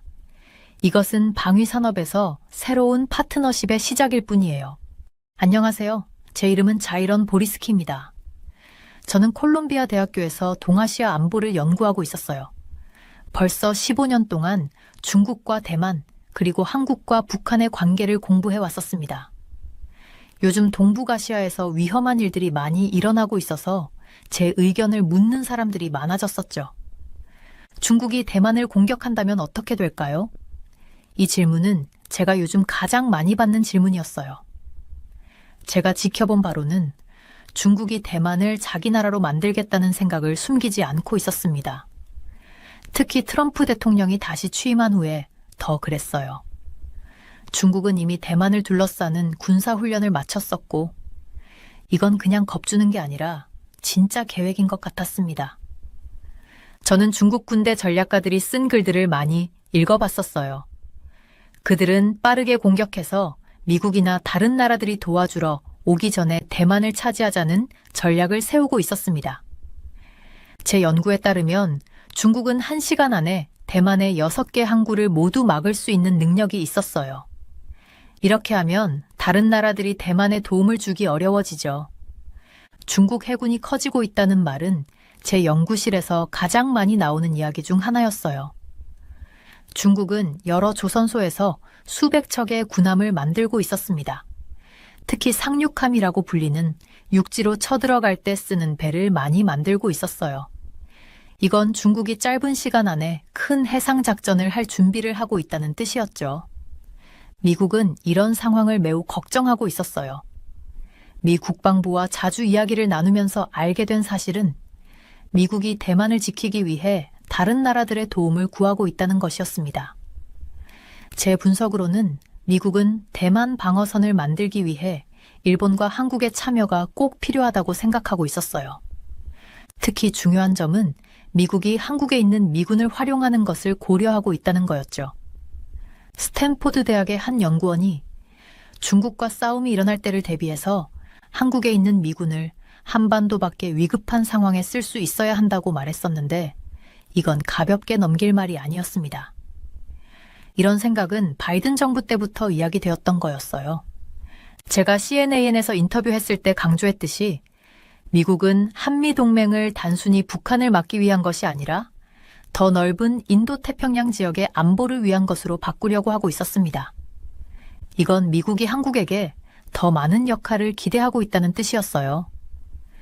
미 국무부 사람들과 비밀리에 만났을 때 저는 미국이 한국에게 대만이 공격받을 때 도와달라고 거의 말한 적이 없다는 점을 지적했었어요.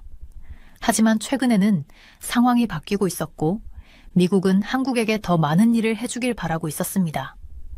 한국은 동북아시아에서 가장 강한 육군을 가지고 있었어요. 특히 K2 전차는 폴란드, 루마니아 같은 유럽 나라들에서도 인정받는 좋은 무기였습니다. 나토라는 서방 군사동맹의 기준에도 맞는 세계적 수준의 무기였죠. 한국은 155mm 포탄도 많이 만들고 있었어요. 제가 조사한 바로는 한국은 500만 발이 넘는 포탄을 가지고 있었습니다. 이건 우크라이나 전쟁에서 서방 국가들이 포탄이 부족했던 것과 비교하면 정말 많은 양이었죠.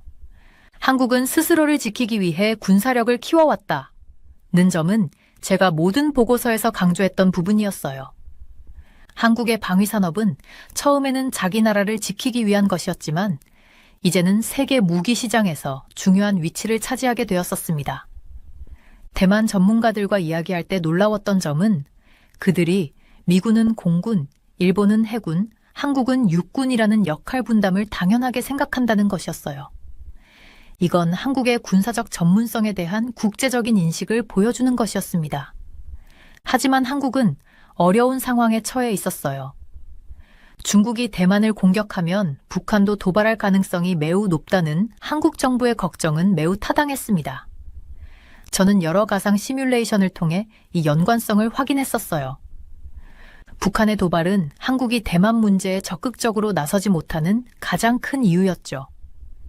제 연구에 따르면 북한은 대만 위기가 생기면 한반도에서 군사적 행동을 할 가능성이 높았습니다.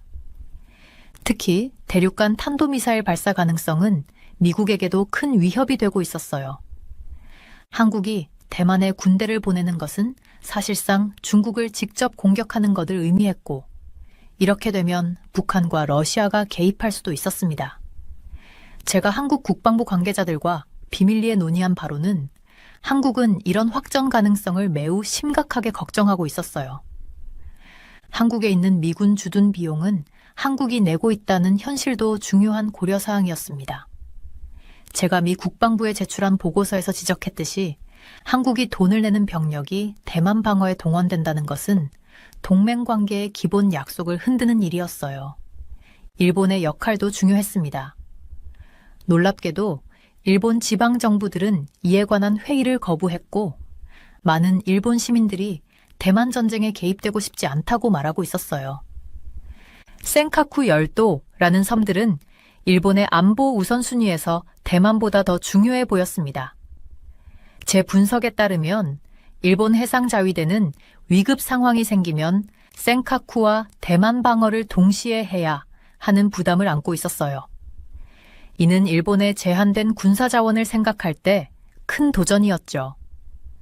중국이 일본보다 해군력에서 앞선다는 평가는 이제 학계에서 널리 받아들여지고 있었습니다. 제가 모은 정보에 따르면 미국 군사연구소들은 중국의 해군과 군사력이 전반적으로 크게 성장했다고 평가했고, 이는 동북아 안보 환경의 근본적인 변화를 의미했어요. 인도태평양 지역의 안정은 미국의 정책 목표였지만 저는 현재의 전략으로는 이를 이루기 어렵다고 생각했습니다.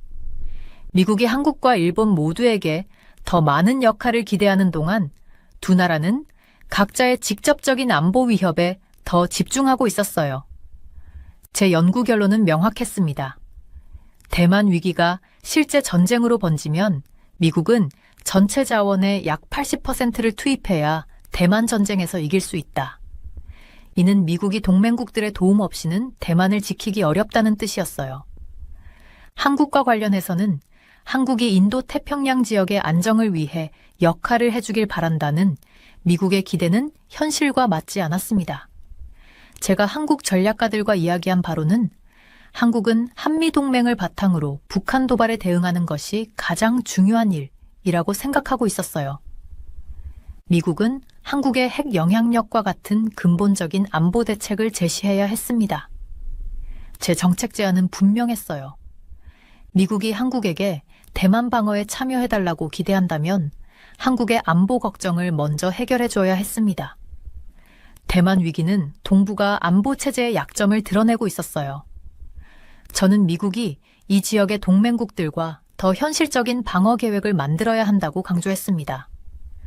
빠른 공격 전략을 가진 중국에 맞서기 위해서는 동맹국들의 역할과 책임에 대한 명확한 합의가 필요했어요.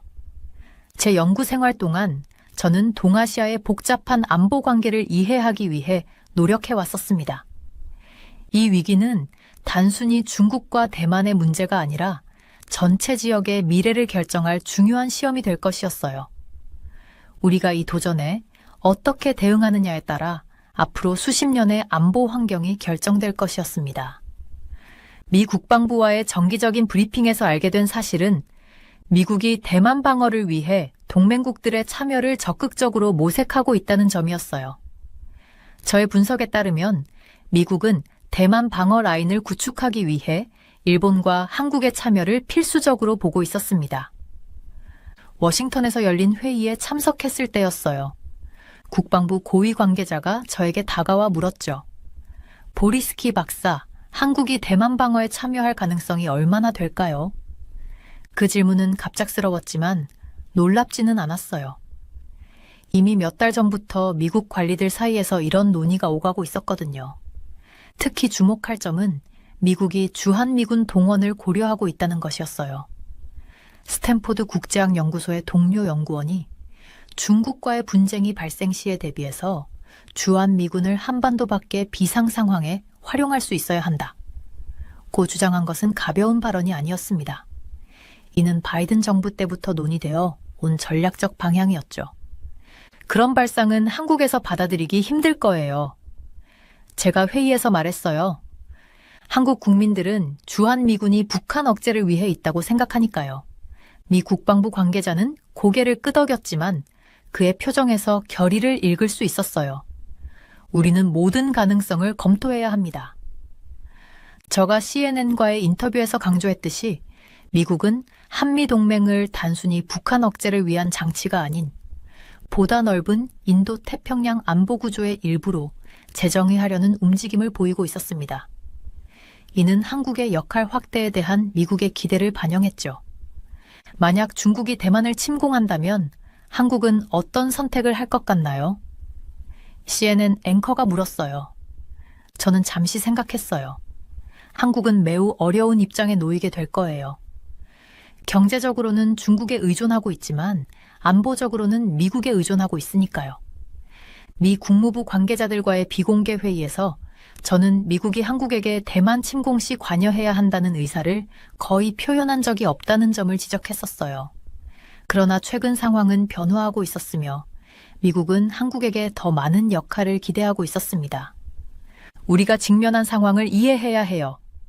미 국방부 고위 관계자가 말했어요. 미국은 혼자서 중국을 억제할 수 없어요. 우리는 동맹국들의 도움이 필요합니다. 저는 노트북을 열고 제가 준비한 자료를 보여주었어요.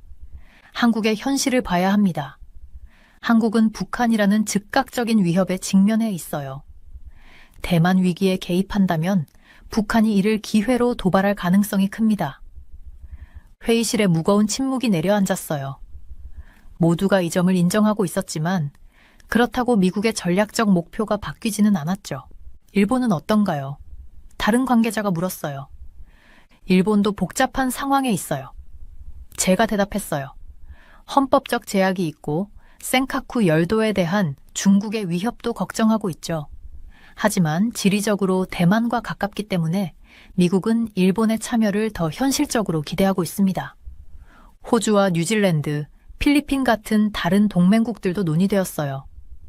미국은 대만 방어 연합을 구축하기 위해 노력하고 있었지만 각 국가들은 자국의 이익과 안보 우려를 고려해야 했죠. 한국의 군사력은 인상적입니다. 미 국방부 장성이 말했어요. 특히 육군 전력은 세계 최고 수준이에요. 대만 방어에 그런 전력이 있다면 큰 도움이 될 겁니다. 저는 고개를 저었어요. 그렇지만 그 군사력은 북한을 억제하기 위한 것이에요.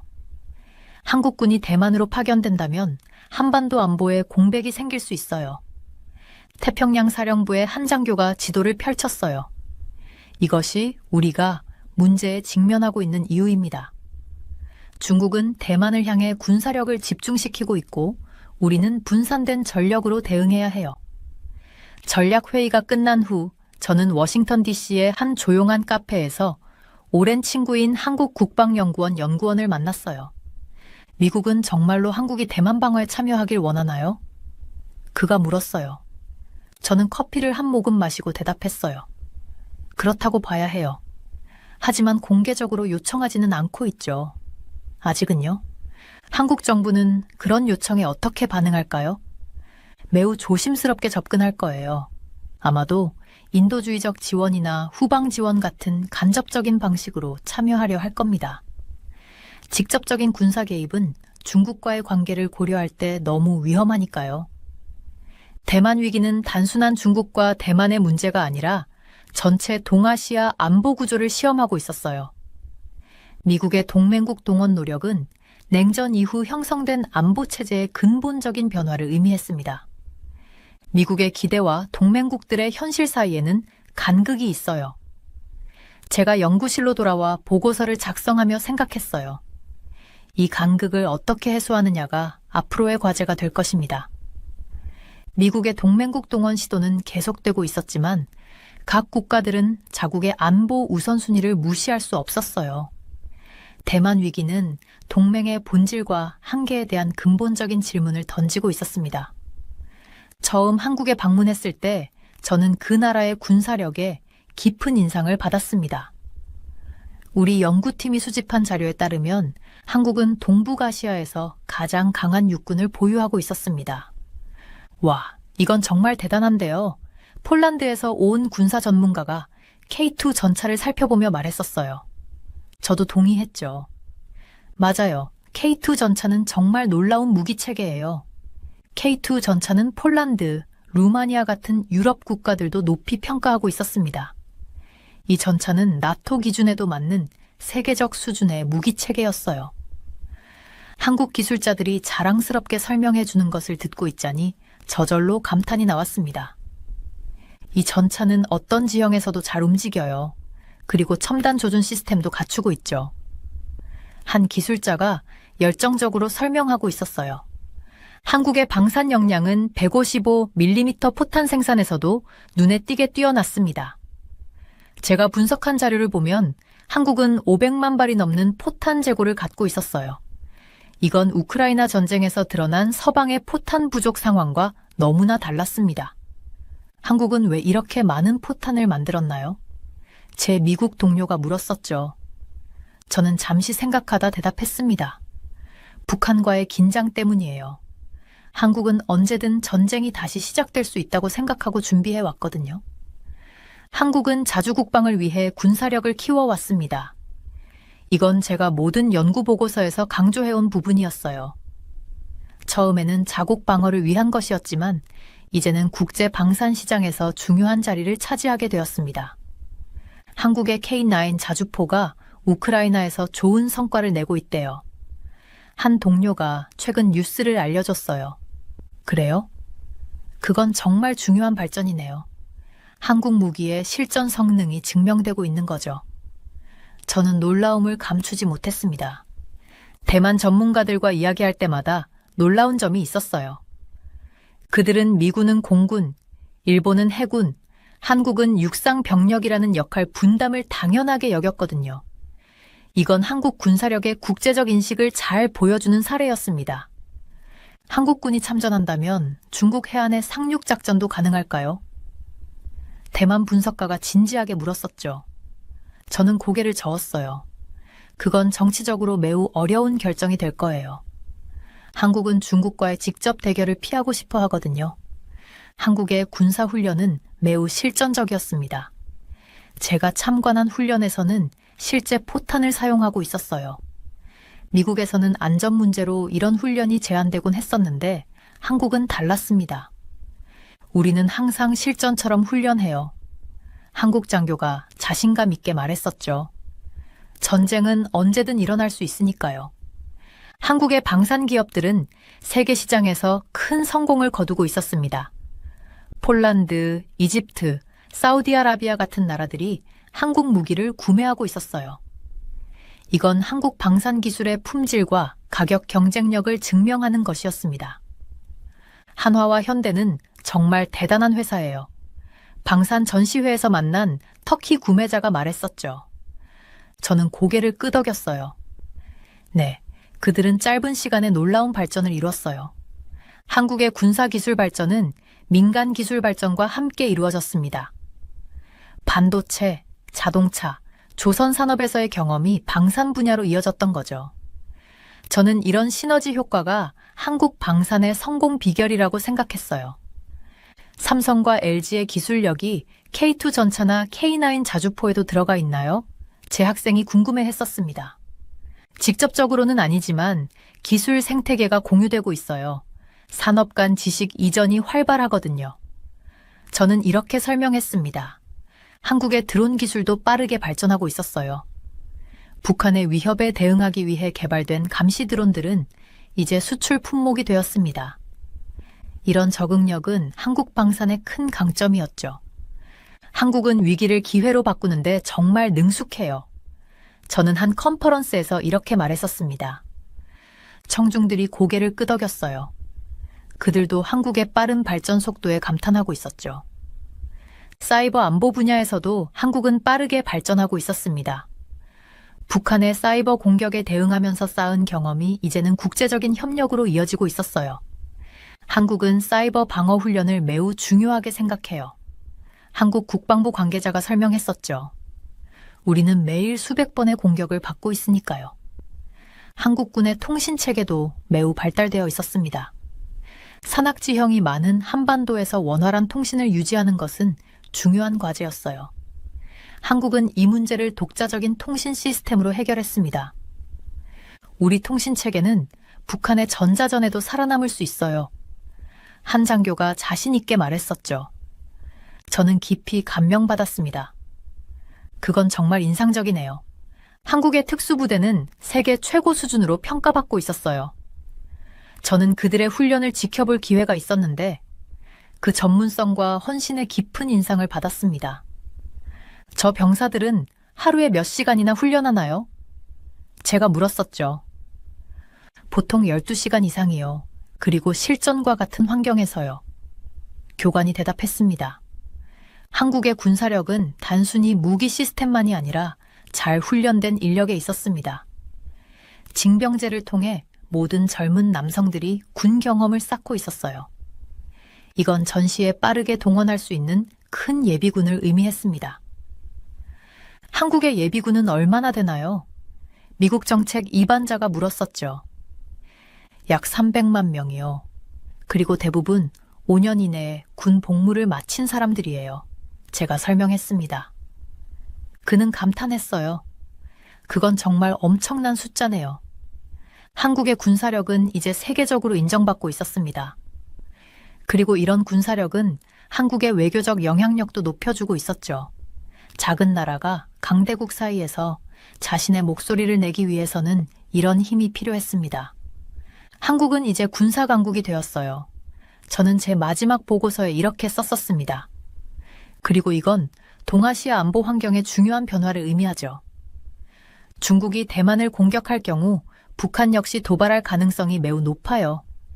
이것은 제가 여러 시뮬레이션을 통해 검증한 사실입니다. 한국 정부의 이런 우려는 정말 타당했어요.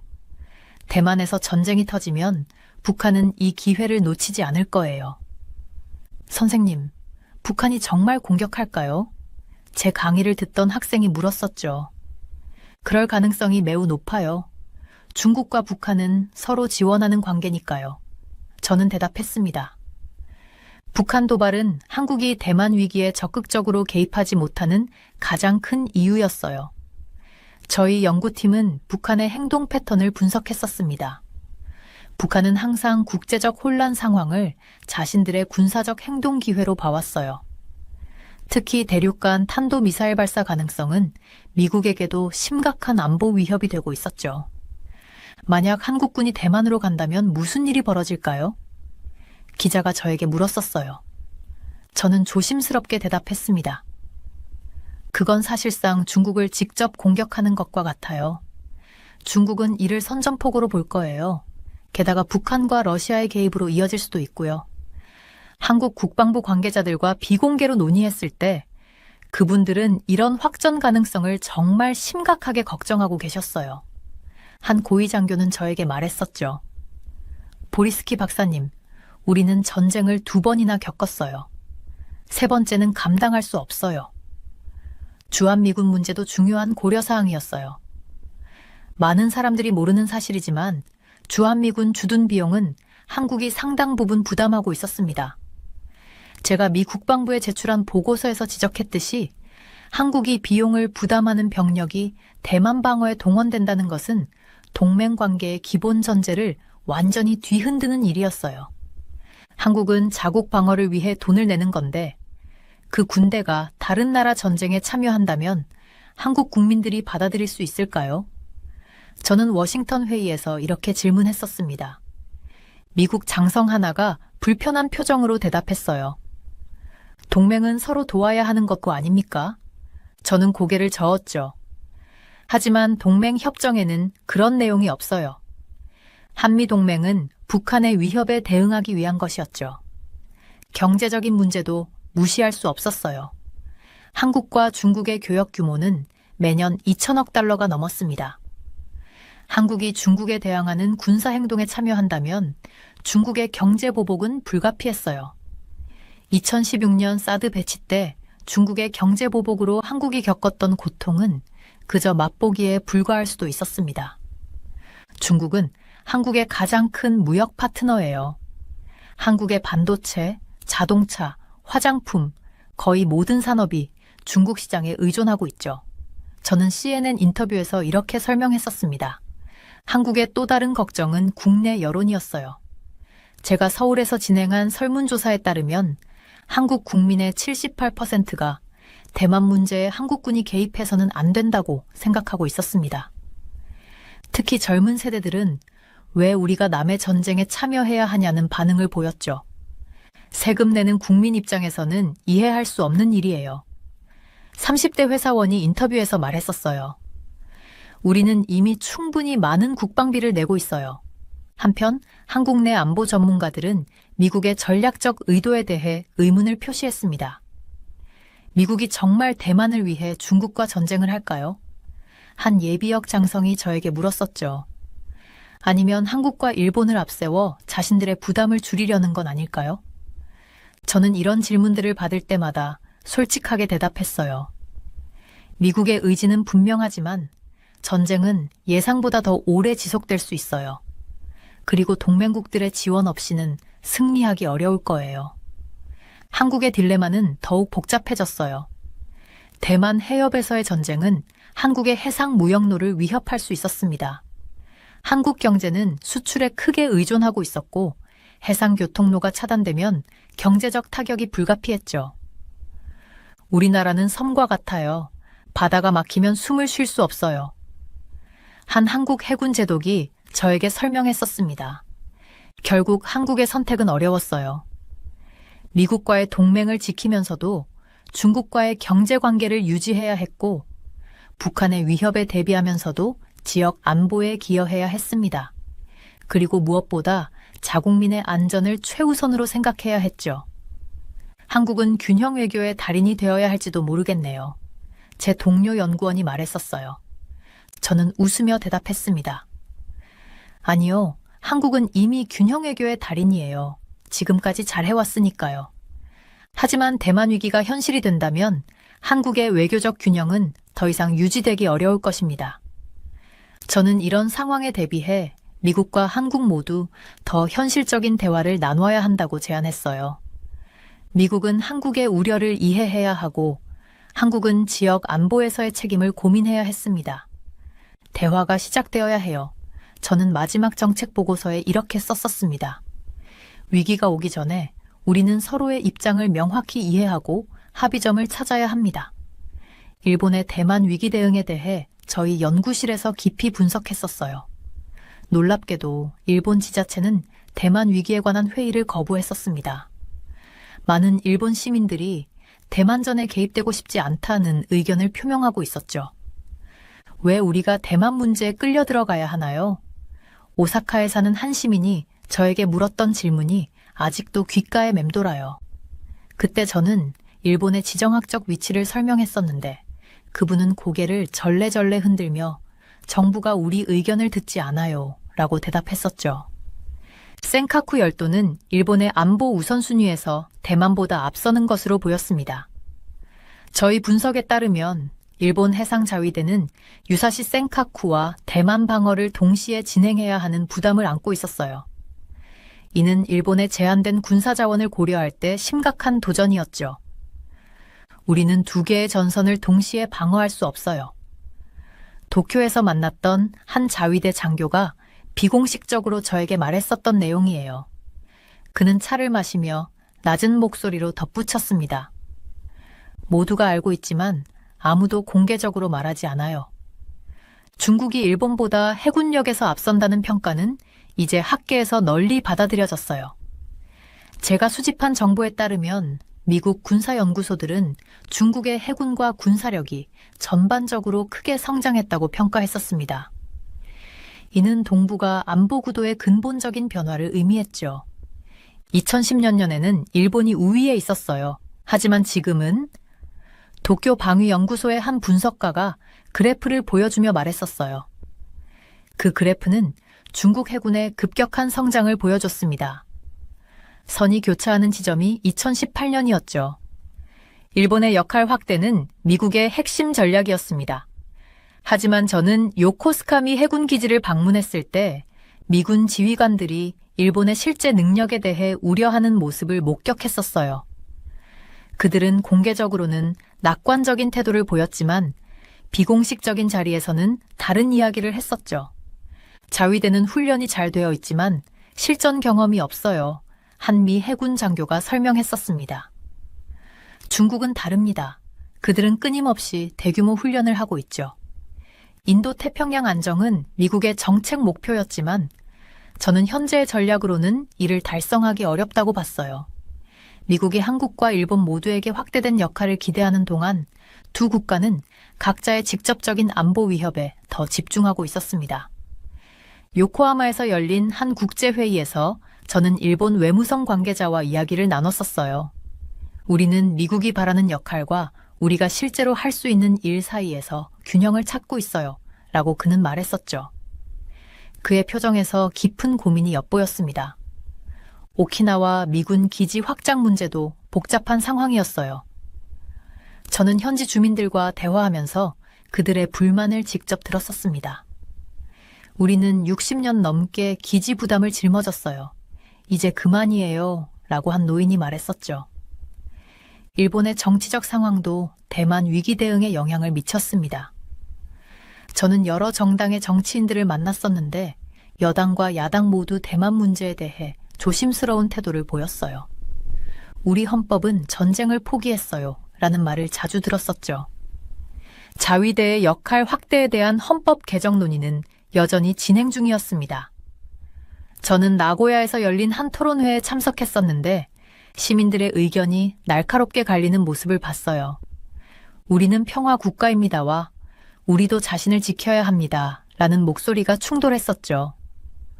호쿠리쿠 지역에서는 미사일 방어 시스템 설치에 대한 주민들의 반발이 있었어요. 저는 현지 신문 기자와 함께 그곳을 방문했었습니다. 주민들은 이것이 그들을 보호하는 것이 아니라 표적으로 만든다고 생각해요.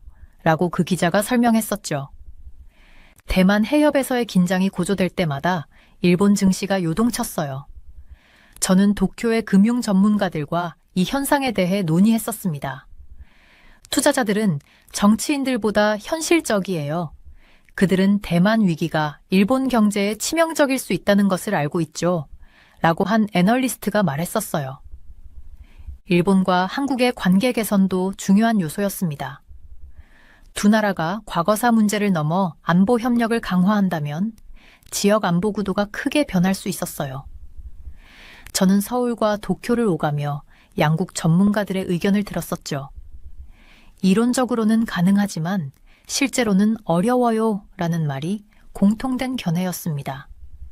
미국의 대일본 안보 전략은 재검토가 필요했어요. 저는 워싱턴의 정책 이반자들에게 이 점을 강조했었습니다. 일본에 너무 많은 것을 기대하는 것은 위험할 수 있어요. 라고 말했었죠. 몇몇은 공감했지만 대부분은 현실적인 대안이 없다고 생각했었습니다. 지역 안보 구도에서 호주의 역할도 중요해졌어요. 저는 시드니에서 열린 안보 포럼에 참석했었는데 호주 전문가들이 일본과의 협력 강화를 강조하는 것을 들었었죠. 우리는 태평양의 두 기둥이 되어야 해요. 라고 한 장군이 말했었습니다. 결론적으로 일본은 대만 위기에서 중요한 역할을 할 수 있지만 내부적 제약과 중국의 군사력 증강으로 인해 그 역할에 한계가 있었어요. 저는 이 복잡한 상황을 이해하기 위해 계속해서 연구하고 있었습니다. 동아시아의 안보는 단순한 군사적 균형 이상의 문제였죠.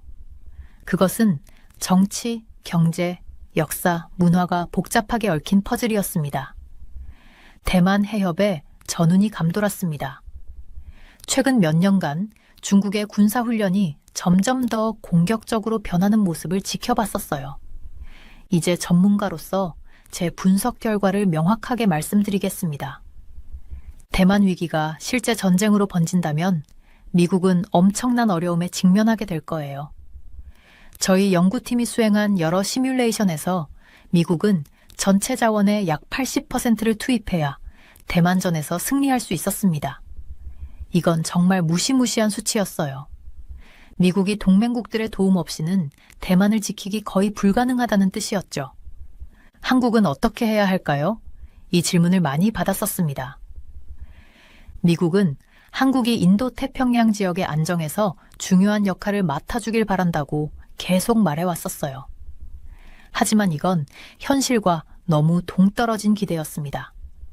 서울에서 만난 한국 전략가들은 한결같이 한미동맹을 바탕으로 북한 도발에 대응하는 것이 최우선 과제라고 강조했었죠. 중국이 대만을 공격한다면 북한도 곧바로 도발할 겁니다. 한국의 국방 전문가가 저에게 했던 말이 아직도 귓가에 맴돌았어요. 이 말은 정말 중요했습니다. 한국이 대만 방어에 병력을 보낸다면 북한은 그 틈을 노릴 것이 분명했죠. 이건 한국에게 너무 위험한 도박이었습니다.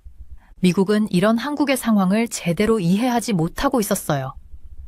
제가 워싱턴에서 정책 이반자들에게 한국의 핵 영향력과 같은 근본적인 안보 대책을 먼저 제시해야 한다고 조언했었습니다.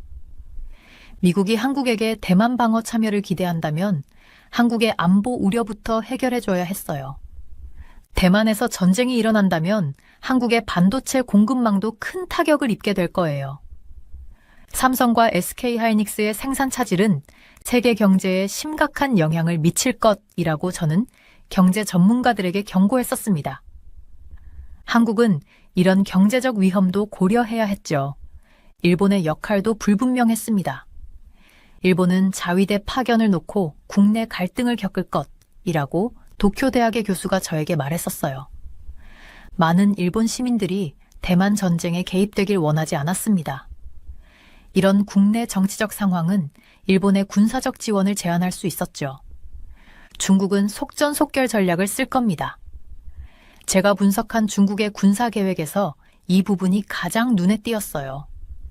중국은 미국과 동맹국들이 충분히 대응하기 전에 대만을 점령하려 할 것이었습니다. 이런 전략에 맞서기 위해서는 미국과 동맹국들의 빠른 대응 체계가 필요했죠. 하지만 현실은 어떨까요? 미국, 일본, 한국의 군사 협력은 아직 충분히 조율되지 않았습니다. 제가 국방부에 제출한 보고서에서 이 문제를 강조했었어요. 세 나라가 함께 훈련은 하지만 실제 전쟁 상황에서 누가 무엇을 책임질지 명확하지 않았습니다.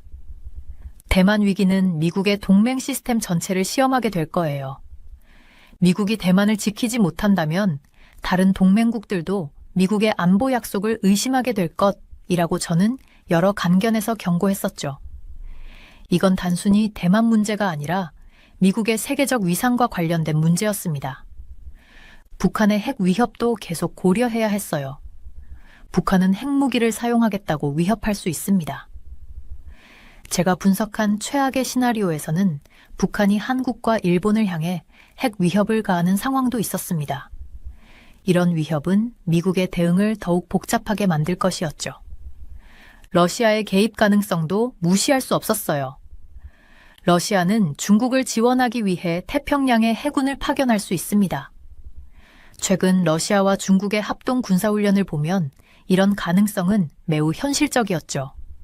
이렇게 되면 미국은 더 많은 전선에 대응해야 했습니다. 대만 방어를 위한 정책 제언으로 저는 한국, 일본, 호주를 포함한 종합적인 안보 계획을 강조했었어요. 각 국가의 강점을 활용하는 방안이 필요했습니다. 한국의 육군, 일본의 해군, 호주의 정보력을 효과적으로 조합해야 했죠.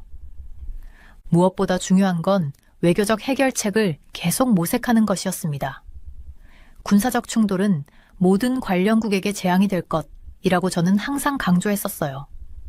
대화와 협상을 통한 평화적 해결이 최선이었죠. 저의 15년 연구 경력을 통해 배운 가장 중요한 교훈은 동아시아의 안보는 서로 연결되어 있다는 점이었습니다. 대만 문제는 한반도, 일본, 심지어 동남아시아의 안보와도 깊이 연결되어 있었어요. 이런 복잡한 관계를 이해하지 못한다면 어떤 안보 전략도 성공하기 어려웠습니다. 앞으로 몇 년이 가장 위험한 시기가 될 것 같았어요. 중국의 군사력이 계속 성장하는 반면 미국의 군사적 우위는 점차 줄어들고 있습니다. 이런 상황에서 충돌 가능성은 더욱 높아질 수 있었죠. 마지막으로 저는 항상 양측의 입장을 균형 있게 이해하는 것이 중요하다고 생각했었습니다. 중국의 행동은 비난받아 마땅하지만 그들의 전략적 계산을 이해하는 것도 중요했어요. 대만 문제는 중국에게 단순한 영토 문제가 아니라 국가 정체성과 정통성의 문제였습니다. 세계는 지금 매우 위험한 갈림길에 서 있었어요. 우리의 선택이 앞으로 수십 년의 평화와 안정을 결정하게 될 것이었습니다. 저는 이 위기를 현명하게 해결할 수 있기를 간절히 바랐습니다.